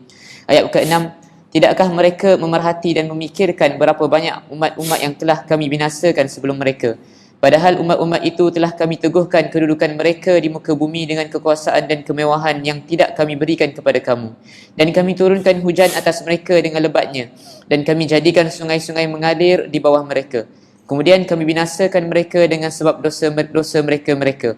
Dengan sebab dosa-dosa mereka. Dan kami ciptakan sesudah mereka umat yang lain. Ni silap dosa-dosa tu sepatutnya. Dan kami ciptakan sesudah mereka umat yang lain. Cuma ini kanun yang kita sebut tadi lah sunnatullah. Cuba tengok, kam ahlakna. Ahlakna tu ahlaka yuhliku, ihlak. Di sinilah dia ambil kanun ihlak. Yang ni undang-undang Allah, sunnatullah dalam membinasakan umat. Ni ada sebut di sini. Dia binasakan terus. Hancur, hilang, lenyap terus. Ni kanun ihlak orang fa ahlaknahum. Ni ihlak ni kata kunci juga di dalam surah ni. Kata kunci. Ini amaran kepada manusia, kalau tak kena gaya, kamu boleh Allah SWT hancurkan, musnahkan, binasakan. Kalau buat perangai macam umat dahulu. Cuma oleh kerana Nabi SAW doa, jangan umat dia ni pupus. Walaupun semua penyakit umat dahulu ada dibuat oleh umat dia, tapi tidak semua. Dengan sebab itu hikmat Allah SWT pun dia tidak hapuskan, dia tangguhkan. Itu salah satu doa Nabi kita, syafaat dia kepada kita di dalam dunia ni. Itu syafaat Nabi Muhammad kepada umatnya dalam dunia, tidak dibinasakan. Walaupun misalnya homoseksual ada, bahkan di setengah-setengah negara tu memang tidak salah lah dari segi undang-undang, tidak salah, dibenarkan. Dan itu umat Nabi Lut dihancurkan, dibinasakan. Walau bagaimanapun Tuhan ancam. Cuba tengok, ahlakna. Di sini ahlakna juga, mana perkataan ihlak tu banyak disebutkan di dalam surah ini, nak menunjukkan ini adalah dosa-dosa ataupun kesalahan-kesalahan yang dahulu menyebabkan Allah membinasakan kaum tu. Jangan main-main. Kalau tidak binasa pun kerana doa Nabi Muhammad sallallahu alaihi wasallam Allah terima. Antara yang dia tidak terimanya, sama-sama kita ni balah. Sama-sama kita ni berkelahi. Dia minta juga jangan, biar bersatu. Allah tak bagi. Dalam hadis-hadis disebutkan Allah tak bagi. Sebab itulah umat Islam ni dia adalah beza pendapat begitu, yang ni kata kepada ni katakan. Ini semua ujian Allah. Kalau saya ingat gitu. Ini semua ujian Allah. Doa Nabi yang Allah tidak terima, ada hikmat dia lah tu. Ada hikmat dia. Antara hikmatnya, bila berlaku begitu, orang pun faham, kaji tengok, oh rupanya dia nak menyerlahkan benda ni. Ni dalil dia, bukti dia, hujah dia yang kuat. Maka dia bawalah ujian begitu begini, dalam bentuk syiah lah, dalam bentuk itu, dalam bentuk ini, fitnah itu, fitnah ini. Sebenarnya dia nak menguatkan lagi akidah Islam tu. Itu hikmatnya. Seperti COVID lah, COVID berlaku, kita pun tak faham apa hikmat. Rupanya banyak perkara di sebalik itu. Jadi ini pun ada hikmat. Sebab itu Tuhan tidak terima. Memang dia nak gitu. Nak gitu, sebab kita kata sakit, Tuhan nak. Tapi sakit boleh mengkafarahkan, menghapuskan dosa, tapi jangan dicari. Bukan nak suruh kita cari. Begitu juga perbalahan, permusuhan, pertikaian, perpecahan, jangan dicari. Kalau berlaku, cuba juga menyatukan, cuba juga bagi faham. Lepas tu serah kepada Allah SWT. Gitu. Jadi ni bukan bangsa saja, bahasa macam tu. Bahasa yang maju satu ketika ni, bahasa Latin, bahasa Greek maju dulu, sehingga sekarang ni tempat dia pun orang tak tahu. Tu tengok macam mana Allah SWT boleh menghapuskan bahasa, bangsa semua. Setengah-setengah tu pupus, tak ada langsung. Gitu. Bangsa pun begitu juga. Jadi kita kena berhati-hati, kena tengok dan belajarlah daripada sejarah. Macam mana bangsa tu hilang. Kenapa? Tak kena di mana? Janganlah buat begitu. Jangan buat begitu. Teruskan. Yang keenam, berhubung dengan tauhid hakimiyah dan tauhid tasyri', dikatakan bahawa Allah lah yang berkuasa meluluskan dan melaksanakan segala hukum hakam. Dialah hakim dan dialah yang mengadakan undang-undang. A. Hukum yang sebenar dan tepat hanya berpunca dari Allah. Dialah yang menghukum dengan tepat dan memberi keputusan yang terbaik. Qul inni ala bayyinatin min rabbi wa kadzdzabtum bih ma 'indi ma tasta'jiluna bih inil hukmu illa lillah yaqussul haqqa wa huwa khairul fasilin. Ayat 57. Katakanlah, sungguhnya aku tetap berada di atas kebenaran yang berdasarkan bukti-bukti yang nyata Al-Quran dari Tuhanku. Sedang kamu mendustakannya. Tidak ada padaku apa yang kamu minta disegerakan dari azab seksa. Hanya Allah jualah yang menetapkan hukum. Ia menerangkan kebenaran dan dialah sebaik-baik yang memberi keputusan. B. Hanya Allah penguasa dan pengawas makhluk yang sebenar. Hukumnya sahaja yang sah berjalan dan dia paling segera menghitung. ثم ردوا إلى الله مولاهم الحق ألا له الحكم وهو أسرع الحاسبين. Ayat 62. Kemudian mereka yang diambil nyawanya itu dikembalikan kepada Allah, pengawas mereka yang sebenar, yang akan membalas dengan adil. Ketahuilah, bagi Allah jualah kuasa menetapkan hukum pada hari kiamat itu, dan dialah secepat-cepat pengira penghitung. C. Tidak harus dijadikan sesiapa pun pengadil selain Allah apabila Allah telah menurunkan hukum yang jelas kepada orang-orang Islam. Afaghayrallahi abtaghi hakaman wa huwa alladhi anzala ilaykumul kitaba mufassala walladzina atainahumul kitaba ya'lamuna annahu munazzalun min rabbika bil haqq fala takunanna minal mumtarin. Ayat 114. Katakanlah wahai Muhammad, patutkah aku terpedaya dengan kata-kata dusta syaitan-syaitan itu sehingga aku hendak mencari hakim selain dari Allah? Padahal dialah yang menurunkan kepada kamu kitab Al-Quran yang jelas nyata kandungannya, satu persatu tentang yang benar dan yang salah. Dan orang-orang yang kami berikan kitab mengetahui bahawa Al-Quran itu adalah diturunkan dari Tuhanmu dengan sebenar-benarnya. Oleh itu, jangan sekali-kali engkau menjadi salah seorang dari golongan yang ragu-ragu. D. Allah jua yang berkuasa menghalal dan mengharamkan sesuatu. Binatang yang disembelih dengan nama Allah sahaja yang halal dimakan. فَقُلُوا مِمَّا ذُكِرَ اسْمُ اللَّهِ عَلَيْهِ إِن كُنتُم بِآيَاتِهِ مُؤْمِنِينَ. Ayat 118. Maka makanlah dari sembelihan binatang-binatang halal yang disebut nama Allah ketika menyembelihnya, jika betul kamu beriman kepada ayat-ayatnya. I. Binatang yang disembelih tidak atas nama Allah dilarang daripada dimakan dan ia dipanggil fisq, iaitu perbuatan fasik dan berdosa. وَلَا تَأْكُلُوا مِمَّا لَمْ يُذْكَرِ اسْمُ اللَّهِ عَلَيْهِ وَإِنَّهُ لَفِسْقٌ وَإِنَّ الشَّيَاطِينَ لَيُوحُونَ إِلَىٰ أَوْلِيَائِهِمْ لِيُجَادِلُوكُمْ وَإِنْ أَطَعْتُمُوهُمْ إِنَّكُمْ لَمُشْرِكُونَ. Ayat 121. Dan janganlah kamu makan dari sembelihan binatang-binatang halal yang tidak disebut nama Allah ketika menyembelihnya, kerana sesungguhnya yang sedemikian itu adalah perbuatan fasik, yakni berdosa. Dan sesungguhnya syaitan-syaitan itu membisikkan kepada pengikut-pengikutnya supaya mereka membantah, menghasut kamu. Dan jika kamu menurut hasutan mereka untuk menghalalkan yang haram itu, sesungguhnya kamu tetap menjadi orang-orang yang musyrik. F. Hasil-hasil tanaman barulah dianggap bersih dan suci setelah dikeluarkan zakatnya. Kita juga tidak dibenarkan bersikap boros walaupun pada perkara-perkara yang halal. وَهُوَ الَّذِي أَنشَأَ جَنَّاتٍ مَعْرُوشَاتٍ وَغَيْرَ مَعْرُوشَاتٍ وَالنَّخْلَ وَالزَّرْعَ مُخْتَلِفًا أُكُلُهُ وَالزَّيْتُونَ وَالرُّمَّانَ مُتَشَابِهًا وَغَيْرَ مُتَشَابِهٍ كُلُوا مِنْ ثَمَرِهِ إِذَا أَثْمَرَ وَآتُوا حَقَّهُ يَوْمَ حَصَادِهِ وَلَا تُسْرِفُوا إِنَّهُ لَا يُحِبُّ الْمُسْرِفِينَ. Ayat 141.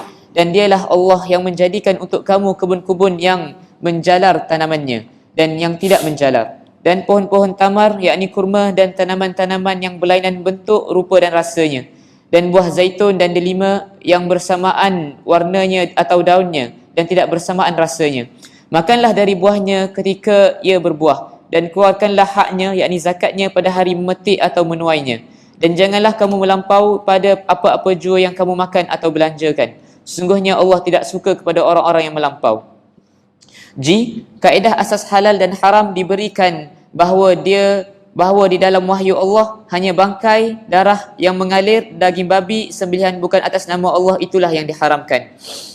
قل لا أجد فيما أوحي إلي محرما على طائم يطعمه إلا أن يكون ميتة أو دما مسفوحا أو لحم خنزير فإنه رجس أو فسقا أهل لغير الله به فمن اضطر غير باغ ولا عاد فإن ربك غفور رحيم.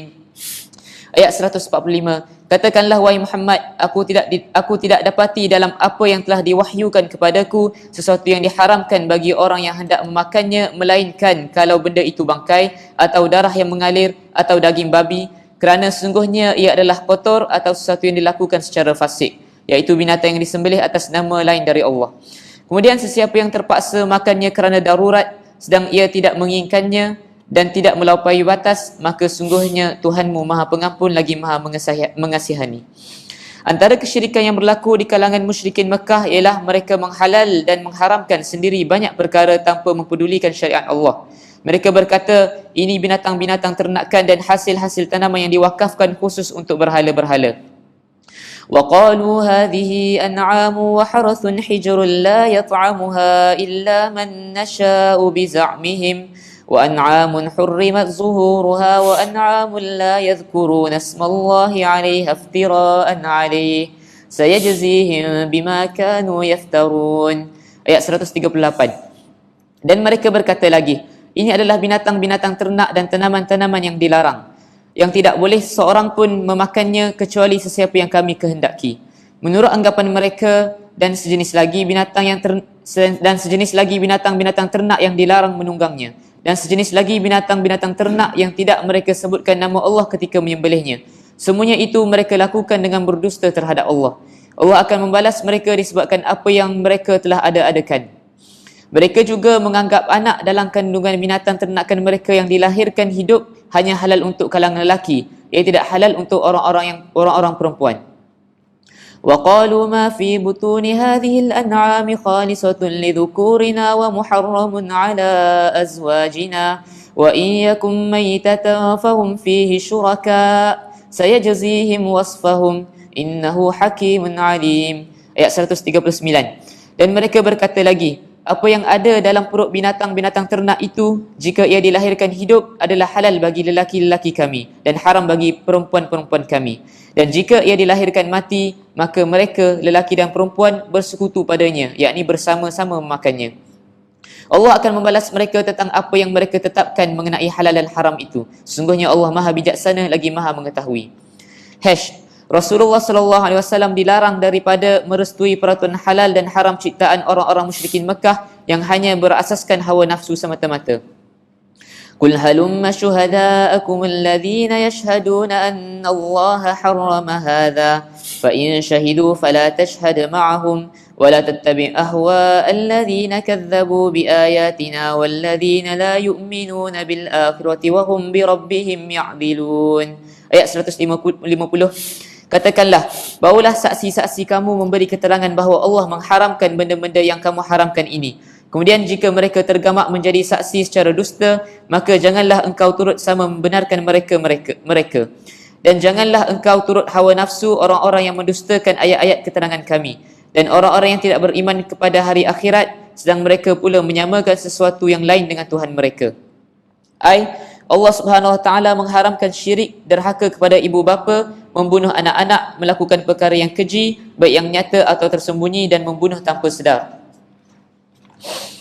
قل تعالوا أتل ما حرم ربكم عليكم ألا تشركوا به شيئا وبالوالدين إحسانا ولا تقتلوا أولادكم من إملاق نحن نرزقكم وإياهم ولا تقربوا الفواحش ما ظهر منها وما بطن ولا تقتلوا النفس التي حرم الله إلا بالحق ذلكم وصاكم به لعلكم تعقلون.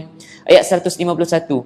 Katakanlah, marilah supaya aku bacakan apa yang telah diharamkan oleh Tuhan kamu kepada kamu, iaitu janganlah kamu sekutukan dengan Allah sesuatu pun, dan hendaklah kamu berbuat baik kepada ibu bapa, dan janganlah kamu membunuh anak-anak kamu kerana kepapaan. Sebenarnya kamilah yang memberi rezeki kepada kamu dan kepada mereka. Dan janganlah kamu hampiri kejahatan-kejahatan, yakni zina, yang terang daripadanya dan yang tersembunyi. Dan janganlah kamu membunuh jiwa yang telah diharamkan Allah, yakni membunuh melainkan dengan jalan yang hak yang dibenarkan oleh syarak. Dengan demikian itulah Allah perintahkan kamu supaya kamu memahaminya. 7. Berhubung dengan tauhid rahmat dan terdapat beberapa ayat seperti berikut. Tadi kan semua yang kita baca tadi itu tauhid tasyri'. Syirik fit tasyri'. Tauhid hakimiyah. Dia panggil. Termasuk di bawah itu tajuk tu. Yang berkuasa, yang berhak, yang boleh menghalalkan, mengharamkan apa-apa pun Allah. Manusia tak boleh. Nabi sendiri pun tak boleh. Kalau Nabi kata itu haram, tentu daripada Allah. Kita percaya begitu. Kita percaya begitu. Jadi syariat yang sebenarnya ialah Allah, pembuat undang-undang, penentu. Jadi mana-mana yang Allah telah sebutkan begitu, tak boleh nak ubah dah. Kalau boleh kita bincang dalam parlimen, dalam apa, nak buat peraturan-peraturan ini yang tidak ada disebut. Boleh. Yang tidak bercanggah dengan yang telah disebut. Itu baru boleh. Jadi orang-orang kafir ni dia ada logik dia juga berhubung dengan An'am ni. An'am ni. Kafir Quraisy dulu dia kata pelik Muhammad ni, kata dia. Binatang yang Allah matikan dia kata haram. Binatang yang mati dengan sebab dia sembelih, dia kata halal. Mana baik Allah yang mematikan dengan manusia yang mematikan. Itu logik dia. Dia pun ada logik juga. Bahas tu. Dia kata begitu. Jadi sebab itu mereka makan bangkai. Bangkai tak apa sebab Allah mematikan, kata dia. Jadi kita tak boleh macam tu. Kena ikut cara begini. Bila Allah SWT kata baru halal bila disembelih, dan disembelih itu pula wala ta'kulu mimma lam yuzkar ismullah, yang tidak disebut nama Allah atau bukan orang Islam lah yang sembelih. Tak boleh juga kalau sembelih pun. Kalau sembelih pun kalau bukan Islam tak boleh. Allah SWT benarkan baru halal kalau begitu. Begitulah, kena terima begitu. Tak boleh ubah dah. Tak boleh kata kalau orang bukan Islam pun boleh juga asal sembelih. Tak boleh. Tak boleh. Dengan sebab itu kalau orang kafir pun kalau dia nak jaga perniagaan dia terpaksa buat. Kalau kita ni kuat pegang dengan pendirian kita. Cuba tengok di Australia atau di New Zealand atau di mana-mana orang Islam yang dipanggil untuk sembelih. Kalau tak sembelih tak laku. Dia nak ekspor daging dia. Dia nak ekspor dalam tin dia tu daging ataupun apa kita panggil sardin apa tu, buat kari ke dalam tin, tak laku. Tak ada orang nak. Sebab apa? Sebab kita tetap dengan pendirian kita. Kalau dia nak pelanggan dia tu lebih ramai, dia kena ambil kira orang Islam. Sebab tu jadi punca pendapatan pula kepada setengah daripada kita pergi jadi tukang sembelih. Lepas tu kita nak tengok pula sembelih tu sembelih macam mana. Takut cara dia sembelih tu kan dia bagi ubat pelali dulu pada binatang tu. Dia gantung kaki tu bila lalu tu lalu dekat pisau saja. Begitu. Begitu ke cara yang nak. Semua kena ambil kira. Semua kena ambil kira. Dengan sebab itu tidak boleh. Dia kena manusia, dia kena orang. Orang Islam. Orang kafir pun tak boleh. Walaupun sembelih. Kalau dia sebut nama Allah tapi dia kafir, dia sebut bismillah, tak jadi. Akidah. Sebab itu Imam Syafi'i dia kata kalau akidah tak bismillah pun tak apa, sah. Tapi Imam Malik kata tak boleh. Kena baca bismillah wallahu akbar. Baru boleh. Kalau tidak tak boleh makan. Sebab apa? Tuhan sebut dalam Quran. Jangan makan binatang yang dia sembelih tanpa disebut nama Allah. Dia pegang tu. Tapi kalau kita pakai pendapat Imam Syafi'i lebih lega lah. Lebih luas lah. Misalnya kalau orang tak baca pun boleh juga. Sebab asalkan dia Islam. Bila dia Islam tentu kalau kita kata kalau kamu nak baca, kamu nak sebut nama siapa? Nama Allah, bismillah. Dia akan kata begitu. Cuma ikut mana-mana pun semua ulama kata adalah lebih baik kalau sebut. Jadi kena beringatlah. Kena ambil kira lah, kena meraih lah pendapat orang lain tu. Yang kata sampai tak boleh makan. Kalau dengan sengaja tinggal tu. Tidak terlupa lah. Mana tak boleh, bukan dalam masalah makanan, masalah sembelihan saja, masalah-masalah lain pun hakim yang sebenarnya penentu undang-undang syariat Allah. Dia kena duduk situ. Itu orang panggil tauhid hakimiyah. Ataupun tauhid tasyrik. Lawan dia syirik fit tasyrik. Tauhid tasyrik mana Allah sahaja. Dalam perkara-perkara yang dia telah sebut dah lah. Dia tidak sebut tak kira. Dengan sebab itu kalau hukum bunuh Tuhan sebut kena bunuh, qisas ada lah. Tak boleh mansuhkan itu. Tak boleh kita masuk dalam parlimen abang-abang kata kita hapuskan lah, tak ada dah hukum bunuh. Tak boleh. Itu langgar. Itu jadi syirik lah. Syirik bit tasyrik. Kita pula buat peraturan ini lebih baik. Itu tak boleh. Tak ada kuasa orang lain. Kalau percaya ada kuasa, itu bukan orang Islam sebenar. Orang Islam yang ada masalah. Ada masalah. Gitu kesimpulannya. Ikutlah apa-apa pun bukan ini saja, yang lain-lain pun gitu juga. Luahlah. Mana-mana yang telah disebut dah tu tak boleh. Kalau yang tak sebut lagi sebagai huraian saja, itu masih boleh lagi. Ataupun yang tak ada sebut untuk urusan dunia apa-apa, kita nak buat kemajuan bahagian pertanian ke bahagian apa, perindustrian ke, nak buat itu memang boleh. Tidak jadi masalah. Yang tidak menyentuh dasar-dasar. Tapi yang menyentuh dasar yang telah disebutkan, wa man lam yahkum bima anzalallah fa ulaika humuz zalimun, fa ulaika humul kafirun, fa ulaika humuz zalimun, fa ulaika humul fasiqun. Antara tiga. Kalau percaya orang lain, hukum orang lain lebih baik, jadi kafir. Kalau tidak percaya begitu pun paling tidak zalim, paling tidak fasik. Kalau percaya ya Allah lebih baik, tapi kita buat ni kerana kita langgar lah. Kerana kita langgar, kita tidak menghalalkan. Macam kita tinggal sembahyang, kita kata sembahyang itu tak wajib, tidak jadi kafir lah. Tidak jadi kafir lah. Tapi kalau kata tidak wajib, yang Allah wajibkan, jadi kafir. Paling tidak jadi fasik, ikut mana-mana. Jadi fasik kalau kita tinggalkan benda yang macam itu. Daripada situ lah. Baik, yang ketujuh teruskan. Tauhid rahmat pula. Ada tauhid rahmat. Baca. Ketujuh, berhubung dengan tauhid rahmat. Terdapat beberapa ayat seperti berikut. A. Di hari kiamat nanti setelah mengumpulkan sekalian manusia, Allah akan menzahirkan rahmat yang telah dijanjikannya.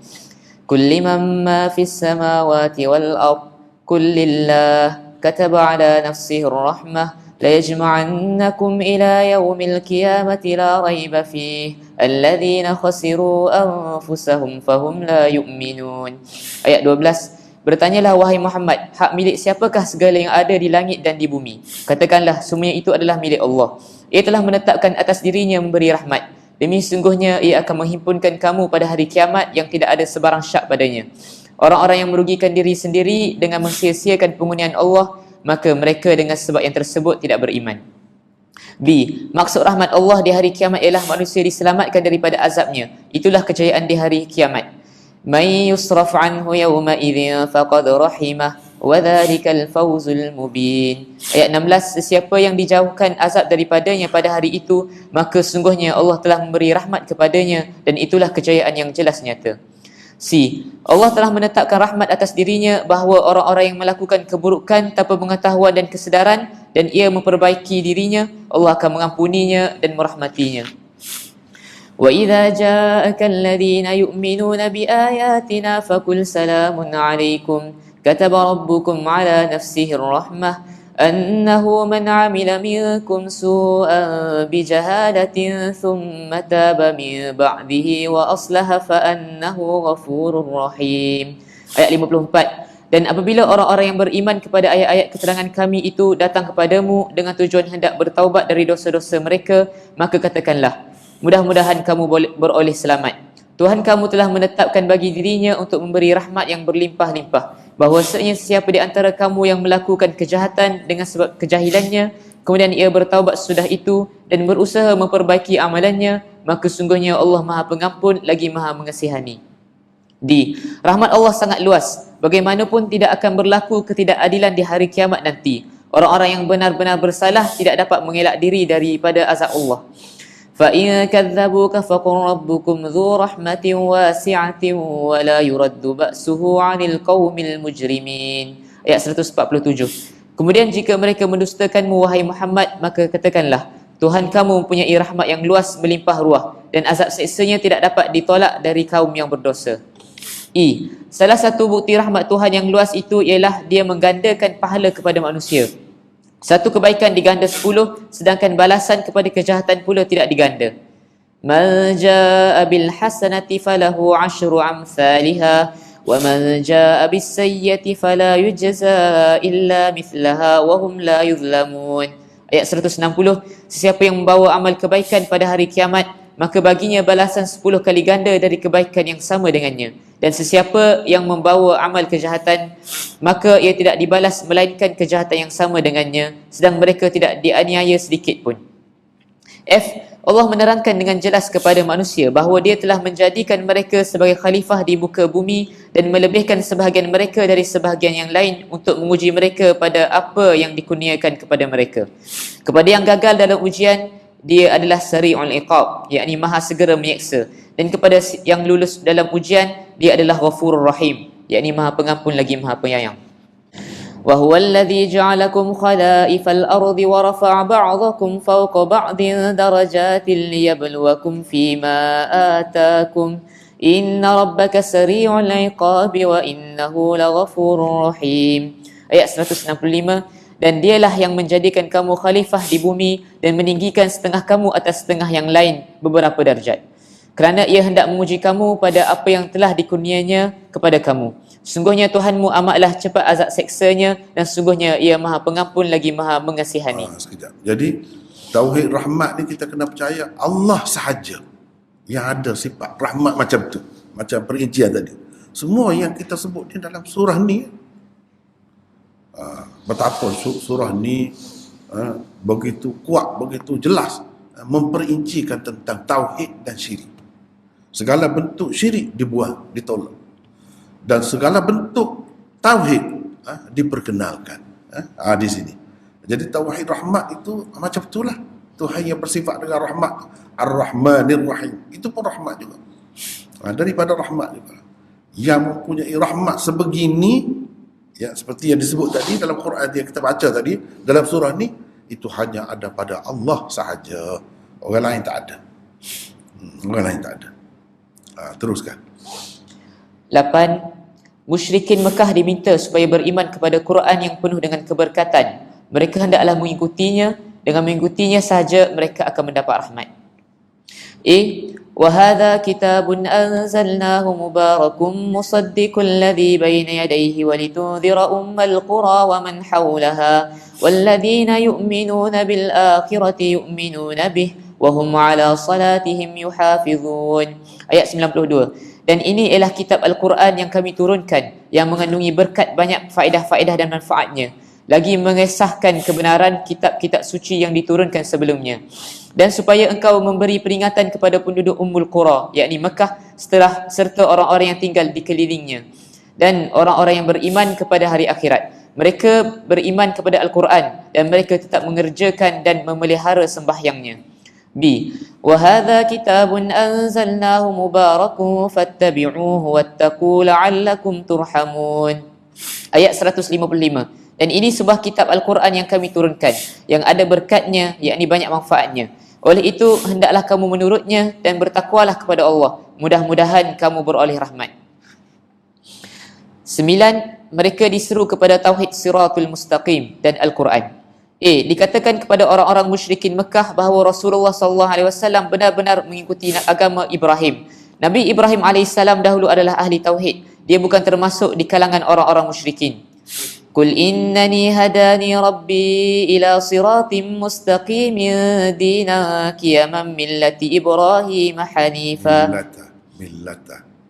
قل إنني هداني ربي إلى صراط مستقيم دينا قيما ملة إبراهيم حنيفا وما كان من المشركين. Ayat 161. Katakanlah wahai Muhammad, sesungguhnya aku telah diberikan petunjuk hidayah oleh Tuhanku ke jalan yang betul lurus, kepada agama yang tetap teguh, iaitu agama Nabi Ibrahim yang ikhlas, dan tiadalah ia dari orang-orang musyrik.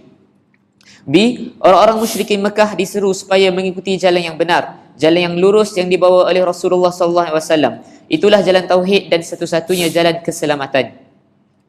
وأن هذا صراطي مستقيما فاتبعوه ولا تتبعوا السبل فتفرق بكم عن سبيله ذلكم وصاكم به لعلكم تتقون. Ayat 153. Dan bahawa sungguhnya inilah jalanku, agama Islam yang betul lurus. Maka hendaklah kamu menurutnya dan janganlah kamu menurut jalan-jalan yang lain dari Dua Islam. kali bulan, satu sekali. Dan janganlah kamu menurut jalan-jalan yang lain dari Islam, kerana jalan-jalan yang lain itu mencerai-beraikan kamu dari jalan Allah. Dengan yang demikian itulah Allah perintahkan kamu supaya kamu bertakwa. Teruskan. 10. Untuk membuktikan adanya tauhid uluhiyah dan tauhid ubudiyah, sifat khaliqiyah dan rububiyah dijadikan sebagai dalil. A. Manusia diperintahkan supaya menyembah Khaliq atau penciptanya dan Rabbnya. Tiada Tuhan yang layak disembah selainnya. Dzalikumullahu rabbukum la ilaha illahu khaliqu kulli syai'in fa'buduh wa huwa ala kulli syai'in wakil.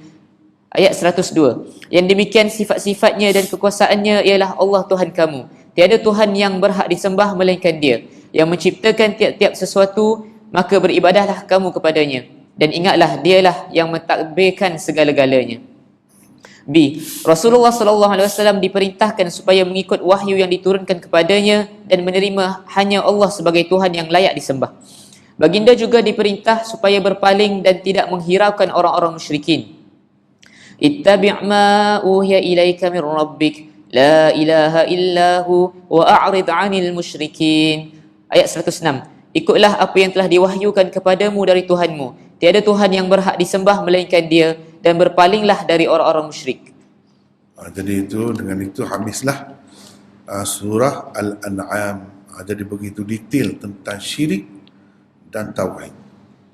Di satu pihak ajaran yang dibawa oleh baginda iaitu ajaran tauhid, dan syirik mewakili musuh-musuh Islam yang terdiri nombor satu sekali dalam surah ini iaitu orang-orang Arab, al-ummiyin.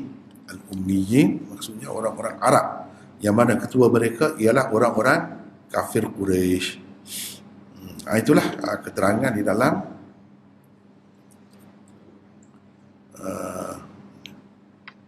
lepas tu Al-An'am, Al-A'raf. Nampaknya kita tak sempat dah. Boleh sikit kita baca, jangan buang masa. Baca lagi. Jadi kita ini seterusnya surah Al-A'raf. Selepas Al-An'am, Al-A'raf. Ini ketujuh, surah ketujuh. Nama surahnya Al-A'raf, bilangan ayat 206. Surah ini surah Makkiyah, tertib turunnya ke 39. Bilangan paragrafnya ada 8. Mesej utamanya, cuba kita tengok, menyatakan undang-undang Tuhan dalam membinasakan bangsa-bangsa dan undang-undang penukaran bangsa-bangsa yang saya sebut tadi, iaitu Qanun Ihlak dan Qanun Istibdal namanya. Itu termasuk di bawah sunnatullah, ketetapan Tuhan. Tak kira kamu Islam ke, kamu bukan Islam ke, kalau ada ciri-ciri bangsa umat yang kuat, kamu boleh bertahan. Kalau tak ada ciri-ciri itu, kamu boleh terhapus. Kamu siapa pun tak kira. Itu sunnatullah. Yang kedua, sejarah dakwah 6 orang rasul. Yang ketiga, pengajaran daripada kehancuran 6 bangsa atau 6 umat. Yang keempat, pembuktian tentang akidah tauhid dan pembatalan akidah syirik. Yang kelima, seruan supaya beriman kepada Rasul terakhir Muhammad sallallahu alaihi wasallam. Jadi dalam surah sebelum ni dah sebut dan juga secara ringkas sunnatullah itu. Di sini dibagi contoh dalam surah ni. Dia bagi contoh apa ni, umat mana yang hancur tu kerana mereka melanggar, melawan apa yang dibawa oleh nabi-nabi. Dia sebut umat ni dia hancur, macam mana cara dia hancur. Allah SWT musnahkan mereka dengan apa cara. Begitulah juga orang lain pun, kalau Allah SWT nak hancurkan boleh, cuma dia tak buat itu cerita lain lah. Tapi kalau dia nak buat, tak ada siapa pun boleh halang. Baik, pendahuluan. Paragraf 1 ayat 1 hingga 58. Itu pendahuluan bagi surah Al-A'raf. Paragraf 2 ayat 59 hingga 64 seruan Nabi Nuh dan kebinasaan kaum Nuh. Dia start situ. Dia start situ. 5,000 tahun lebih sebelum Nabi kita. Ni cerita ni berlaku. Di sepanjang masa tu begitulah. Kalau tak dengar nasihat ataupun ajaran Nabi-Nabi, dibinasakan dahulu. Dibinasakan terus. Kecuali yang selamat tu yang ikut ajaran Nabi. Lepas tu lama-lama dia rosak pula. Jadi syirik pula. Jadi syirik pula. Hilang dah ajaran tauhid yang asal tu. Tuhan binasakan pula. Jadi rupanya syirik ni menyebab satu perkara yang menyebabkan Allah membinasakan sesuatu umat itu. Paragraf 3 ayat 65 hingga 72 seruan Nabi Hud dan kebinasaan kaum Ad, iaitu kaum dia lah, kaum Hud, Nabi Hud. Paragraf yang keempat ayat 73 hingga 79 seruan Nabi Saleh dan kebinasaan kaum Samud. Yang kelima paragraf 5 ayat 80 hingga 84 seruan Nabi Lut dan kebinasaan kaum Lut. Paragraf yang keenam ayat 85 hingga 102 seruan Nabi Syuaib dan kebinasaan kaum Syuaib. Ini sepanjang sejarah ni berturut-turut begitu ya. Paragraf yang ketujuh ayat 103 hingga 171 kisah Nabi Musa, Firaun dan Bani Israel dan bagaimana Firaun dan tentera-tentera dia itu dibinasakan oleh Allah. Paragraf yang ke-8 ayat 172 itu merupakan penutup bagi surah ini. Baik. Baca pula apa ni? Hazim. Penat hari ni Hazim ya. Baca. Zaman turun surah. Surah Al-A'raf juga merupakan antara surah terakhir diturunkan ketika Rasulullah SAW berada di Mekah. Ia diturunkan pada peringkat keempat dan terakhir kehidupan Rasulullah SAW di sana, sekitar tahun ke-11 hingga 13 kenabian. Besar sekali kemungkinan ia diturunkan selepas Suratul An'am dan beberapa ayat di permulaan Suratul Hajj, iaitu pada tahun ke-13 kenabian. Zaman ia diturunkan adalah suatu zaman di mana perancangan jahat membunuh Rasulullah SAW juga telah bermula. Orang-orang kafir Quraisy diancam dengan sejarah kebinasaan umat sebelum mereka. Jadi ini kena perhati di dalam usul tafsir. Usul tafsir yang saya buat itu lepas asar belajar. Makna peringkat dakwah Nabi ni ada beberapa peringkat, ada 4 peringkat. Saya sebutkan di situ. Ni bila sebut peringkat terakhir, kalau baca usul tafsir tu kita faham apa makna peringkat keempat. Peringkat pertama semasa kenabian lah, sebelum berhijrah tu. Peringkat kedua macam mana sifatnya. Jadi kita nak faham ayat Quran surah ni turun di peringkat mana, kita kena tengok situlah. Kena tahu peringkat ni macam mana sifat dia. Peringkat ni macam mana. Ni kalau ada ancaman bunuh, rancangan nak menyeksa Nabi, nak menghukum Nabi, itu peringkat keempat. Jadi surah-surah mana yang diturunkan pada peringkat keempat kenabian, mana dalam masa 13 tahun tu bagi kepada 4. Kena tengok situ. Saya tidak nak urap panjang di sini. Macam mana sifat-sifat dia, ciri-cirinya. Bacalah terus. Dinyatakan sebab-sebab kenapa mereka telah dibinasakan. Sebab-sebab itu ada juga pada mereka. Di akhir surah ini orang-orang yang beriman diarah supaya bersabar dan beristiqamah. Beberapa ciri khusus surah Al-A'raf. Pertama, dalam ayat ke-34 walikulli ummatin ajal, terdapat kenyataan tentang kebinasaan dan kemusnahan bangsa-bangsa, bahawa sebagaimana individu, bangsa-bangsa juga mempunyai tarikh kematian dan kemusnahannya.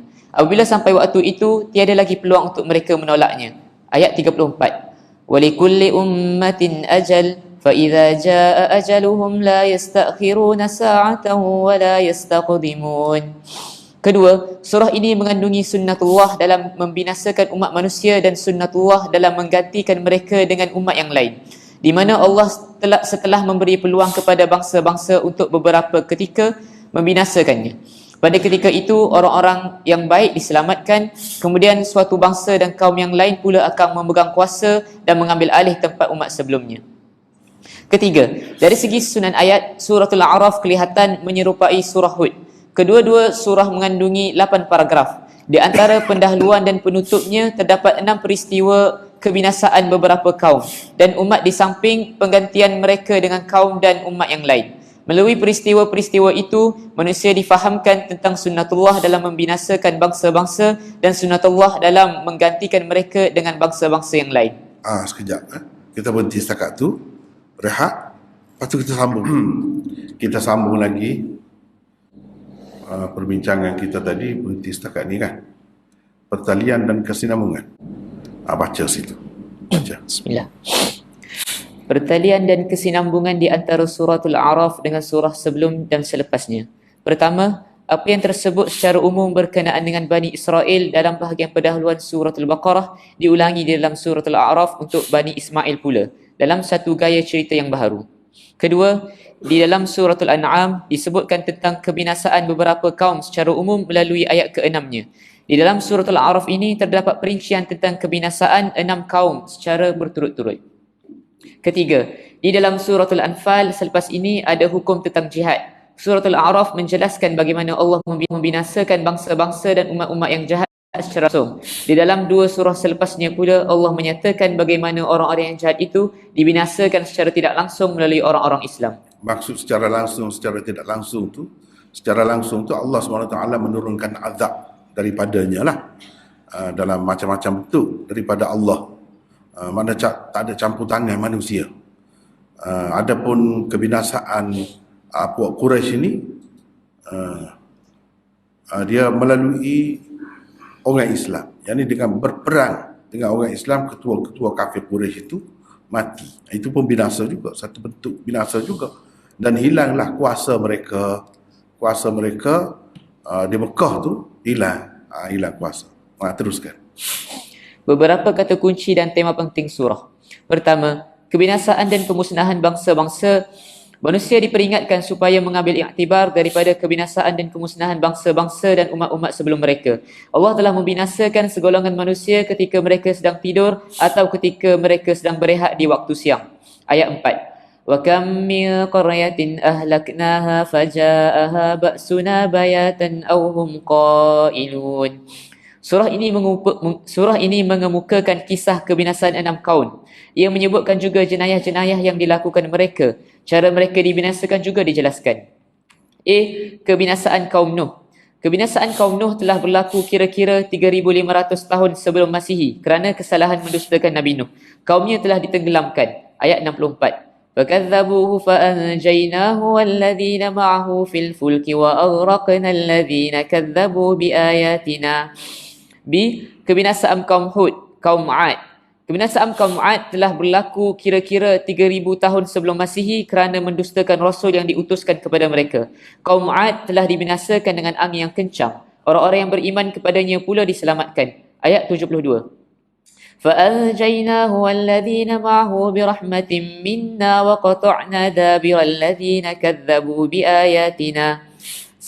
Kebinasaan kaum Saleh, yakni kaum Thamud. Kaum Thamud telah dibinasakan kira-kira 2,500 tahun sebelum Masihi. Mereka dibinasakan kerana mendustakan Nabi Saleh yang diutuskan kepada mereka dengan gempa bumi yang kuat. Ayat 78. فَأَخَذَتْهُمُ الرَّجْفَةُ فَأَصْبَحُوا فِي دَارِهِمْ جَاثِمِينَ. Kaum Lut. Kaum Lut dibinasakan pada kira-kira 2,100 tahun sebelum Masihi kerana mendustakan seruan Nabi Lut. Kaumnya telah dihujani dengan hujan batu dan api. Ayat 84. وَأَمْطَرْنَا عَلَيْهِمْ مَطَرًا فَانْظُرْ كَيْفَ كَانَ عَاقِبَةُ الْمُجْرِمِينَ. Kebinasaan kaum Syuaib. Ia telah berlaku kira-kira 1,400 tahun sebelum Masihi kerana mendustakan Nabi Syuaib. Kaumnya juga telah dibinasakan dengan gempa bumi yang dahsyat. Ayat 91. فَأَخَذَتْهُمُ الرَّجْفَةُ فَأَصْبَحُوا فِي دَارِهِمْ جَاثِمِينَ. Kebinasaan Fir'aun dan pengikut-pengikutnya di zaman Nabi Musa. Ia berlaku kira-kira 1,300 tahun sebelum Masihi kerana mendustakan seruan Musa. Fir'aun dan pengikut-pengikutnya ditenggelamkan di dalam Laut Kulzum. Ayat 136. فَانْتَقَمْنَا مِنْهُمْ فَأَغْرَقْنَاهُمْ فِي الْيَمِّ بِأَنَّهُمْ كَذَّبُوا بِآيَاتِنَا وَكَانُوا عَنْهَا غَافِلِينَ. Kedua, kisah Adam dan Iblis disebutkan secara terperinci di dalam surah ini. Iblis enggan bersujud kepada Adam. Lam yakum minas sajidin. B. Iblis beranggapan dia lebih baik daripada Adam kerana Adam dijadikan daripada tanah sedangkan dia dijadikan daripada api. Sikap takabur yang ada padanya itulah yang membinasakannya. Ayat 12. Ana khairum minhu khalaqtani min narin wa khalaqtahu min tin. C. Surah ini menjelaskan bagaimana cara iblis menipu daya manusia. Tipu dayanya mendorong manusia bertelanjang dan membuang sifat malu yang ada di dalam dirinya. Ayat 20. فوسوس لهما الشيطان ليبدي لهما ما وري عنهما من سوآتهما. Iblis telah menipu Adam dan Hawa dengan mengatakan sebabnya kamu berdua dilarang daripada mendekati pokok itu tidak kerana lain melainkan takut kamu berdua menjadi malaikat atau mendapat kehidupan yang abadi. Ayat 20. ما نهاكما ربكما عن هذه الشجرة إلا أن تكونا ملكين أو تكونا من الخالدين. Iblis sebelum menipu telah bersumpah dengan bersungguh-sungguh dan menyatakan dirinya tidak lebih daripada penasihat yang mahukan kebaikan Adam dan Hawa. Ayat 21. Wa qasamahuma inni lakuma laminan nasihin. F. Dengan menceritakan kisah Adam dan Hawa itu kepada anak cucunya, Allah mahu mengingatkan mereka tentang tipu daya iblis. Mereka jangan sesekali terpedaya dengannya kerana ia adalah musuh. Iblis mendorong manusia melakukan perbuatan-perbuatan yang tidak bermaruah dan keji. Iblis dan puak-puaknya dapat melihat manusia sedangkan manusia pula tidak nampak mereka. Allah menyebutkan orang-orang yang tidak beriman sebagai kawan iblis. Ayat 27. Ya bani Adam la yaftinannakum asy-syaitanu kama akhraja abawaykum minal jannati yanzi'u 'anhuma libasahuma liyuriyahuma sawatihima. إنه يراكم هو وقبيله من حيث لا ترونهم إنا جعلنا الشياطين أولياء للذين لا يؤمنون. Sekejap Jadi tentang cerita Adam dan Iblis ini dengan Hawa sebenarnya telah disebut dah di dalam surah Al-Baqarah. Kita sudah lalu dah, tapi itu secara sepintas lalu, tidak banyak seperti di sini. Di sini diceritakan dengan lebih detail, tentang iblis dengan Adam, bagaimana iblis memperdaya manusia itu, terutamanya tak ada disebut di sana, ada disebut di sini. Fawaswasa ilaihi syaitan qala ya Adam hal adulluka ala syajaratil khuld, dan seterusnya ayat itu. Di situlah Allah SWT menceritakan bagaimana cara iblis memperdaya manusia. Wa qasamahuma inni lakuma laminan nasihin fadallahuma bighurur. Di situ disebutkan bagaimana cara iblis memperdaya manusia, cara yang paling berkesan lah, manusia terpengaruh dengan sebabnya, iaitu manusia ini ingin kekal. Salah satunya dia nak kekal. Kenapa Allah tak bagi makan pokok ni? Sebab kalau kamu makan, kamu jadi kekal. Adam tertarik kan? Adam tertarik, maknanya dia makan umpan tu. Ini menunjukkan manusia itu ingin kekal sebenarnya. Kalau boleh, selama-lamanya hidup, tidak mati. Itu naluri manusia, kehendak manusia.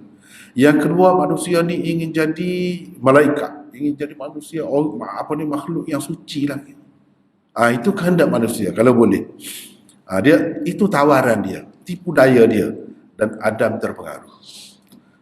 Tipu daya itu menyebabkan Adam dan Hawa ni secara otomatik jadi tertanggal semua pakaian dia yang dia pakai. Jadi bertelanjang, jadi bogel dia. Dan sifat malu yang ada pada manusia sudah ada pada Adam pada ketika itu. Kerana malu tu cepat-cepat dia ambil daun kayu dalam syurga yang besar, dia tutup kemaluan dia. Adam dan Hawa tutup kedua-duanya. Itu sifat manusia, dia malu. Sebab itu orang panggil kemaluan, tutup kemaluan. Dia ada sifat tu, memang nenek moyang kita lagi dah ada dah. Semasa dia bukan dalam dunia lagi, dalam syurga lagi dah ada dah sifat tu.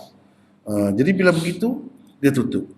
Dan syaitan pula langkah dia yang paling berjaya dan kesan dia sangat mendalam, kerosakan dia tu, kebinasaan dia apabila dia mendorong manusia ni bertelanjang.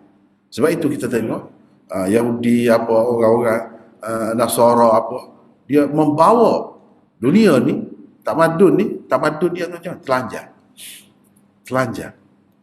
Kita pun lemah juga kalau kita tengok kan. Orang-orang putih tu negeri dia bukan main sejuk, dalam keadaan sejuk tu pakai skirt lagi.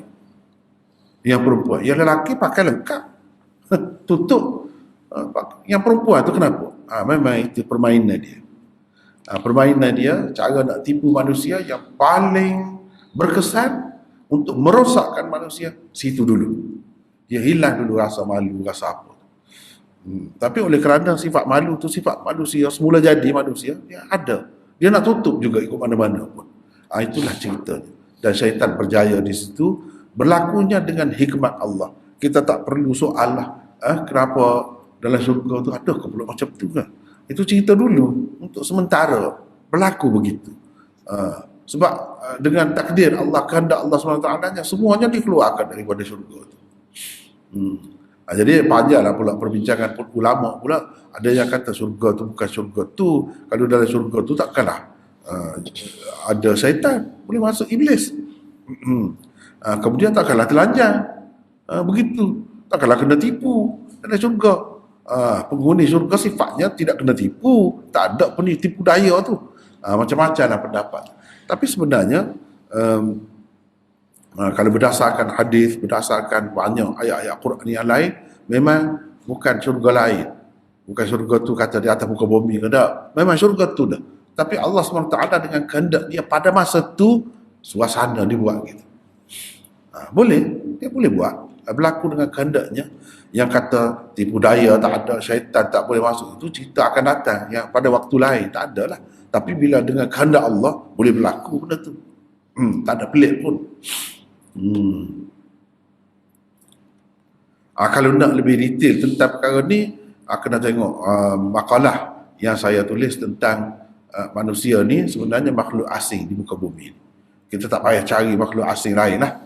Tak payah duduk tunggu, sibuk. Kita ni pun makhluk asing sebenarnya di atas muka bumi ni. Sebab apa? Kita ni orang syurga asalnya. Itu keturunan kita. Jadi sifat-sifat orang syurga tu ada. Sebab tu tak boleh panas. Lembu cuba tengok, tengah padan, tak apa dia. Kita tak boleh panas, sejuk sangat pun tak boleh, panas sangat pun tak boleh, nak selesa. Kenapa manusia nak selesa? Sebab dia mari sana tu, mari tempat selesa. Banyaklah saya kemukakan bukti-bukti bahawa manusia ni memang betul asalnya Nabi Adam, itulah maksudnya moyang dia tu daripada syurga. Mari ke dunia ni sementara untuk Tuhan uji, untuk melayakkan diri mereka masuk dalam syurga pula. Kalau kita ikut cara betul, masuk dalam syurga pula. Begitulah secara ringkas. Tadi ini semua kita dah baca kan? Kau sama mana baca? Nombor 3. Nombor 3. Nombor 3, nombor 2 baca dah. Nombor 3 baca. Terus. Di dalam surat Al-A'raf juga disebutkan bagaimana pemimpin-pemimpin bangsa-bangsa yang sombong dibinasakan. Pemimpin-pemimpin yang mendustakan ayat-ayat Allah dan menolaknya dengan sombong diberi peringatan yang jelas bahawa mereka sekali-kali tidak akan dapat masuk syurga. Ayat 40. Innal ladzina kadzabu biayatina wastakbaru anha la tufattahu lahum abwabus samaa wa la yadkhuluna al-jannata hatta yalija al-jamalu fi sammil khiyat wa kadzalika najzil mujrimin. Pemimpin-pemimpin kaum Thamud juga kafir dan sombong. Mereka menganiayai dan memeras orang-orang bawahan. Masyarakat bawahan walaupun mereka ditekan dan lemah, mereka tetap beriman kepada Nabi Saleh. Ayat 75. Qala al-mala'u alladhina istakbaru min qaumihi lilladhina istud'ifu liman amana minhum ata'lamuna anna Salihan mursalun min rabbih qalu inna bima ursila bihi mu'minun. Pemimpin Kita ingat satu kata kunci di dalam surah Al-A'raf ni beberapa kali, banyak kali disebut Al-Mala'. Ni Al-Mala'. Ini menarik perhatian kita. Al-Mala' yang disebut ni semua ada masalah, macam-macam masalah dia. Pemimpin-pemimpin, orang-orang kaya, orang-orang yang mewah, ini semua termasuk dalam Al-Mala'. Ketua-ketua Kebanyakan bila sombong, beginilah jadi akibatnya. Ketua, pemimpin apa tu, hancur bangsa dia, umat dia tu. Teruskan. C. Pemimpin-pemimpin kaum Syuaib yang kafir juga sombong. Mereka mengugut Nabi Syuaib dan pengikut-pengikutnya yang beriman dengan ancaman buan negeri. Ancaman yang diberikan oleh pemimpin-pemimpin kaum kepada Nabi Syuaib dan pengikut-pengikutnya yang beriman ialah sama ada kamu tinggalkan negeri ini atau kamu kembali semula kepada agama kafir yang asal. Ayat 88. قال الملأ الذين استكبروا من قومه لنخرجنك يا شعيب والذين آمنوا معك من قريتنا أو لتعودن في ملتنا. Nabi Syuaib mengadu tentang ketiadaan kebebasan hak beragama. Baginda bertanya, apakah kamu akan memaksa kami milih agama syirik dan karut walaupun kami tidak menyukainya? Ayat 88. Qala awalau kunna karihin. 4. Melalui suratul A'raf dapat diketahui dengan terang bahawa sekalian Nabi-Nabi mula-mula sekali menyeru manusia supaya bertauhid, beribadah kepada Allah dan tidak beribadat kepada selainnya. Nabi Nuh telah menyeru kaumnya kepada tauhid. Ayat 59. Laqad arsalna Nuhan ila qaumihi faqala ya qaumi ibudullaha ma lakum min ilahin ghairuh. Nabi Hud telah menyeru kaumnya kepada tauhid. Ayat 65. Wa ila 'adin akhahum Huda qala ya qaumi ibudullaha ma lakum min ilahin ghairuh. Cuba ingat sekejap. Dalam ayat surah Al-An'am sebelum ni ghairullah selalu disebut. Ghairullah. Selain daripada Allah. Dalam ayat ni pun dah disebut min ilahin ghairuh. Ma lakum min ilahin ghairuh. Ni yang kedua, Nabi Hud pun kata ma lakum min ilahin ghairuh. Tidak ada bagimu Tuhan yang layak disembah selainnya. Selainnya itu maksudnya selain Allah. Jadi kena sembah Allah. Semua Nabi-Nabi bawa ajaran tauhid. Nak ceritanya itu. Teruskan. C. Nabi Saleh telah menyeru kaumnya kaum Thamud kepada tauhid. Ayat 73. Wa ila Thamud akhahum Salihah qala ya qaumi ibudullaha ma lakum min ilahin ghairuh. Nabi Syuaib juga telah menyeru kaumnya penduduk Madian kepada tauhid. Ayat 85.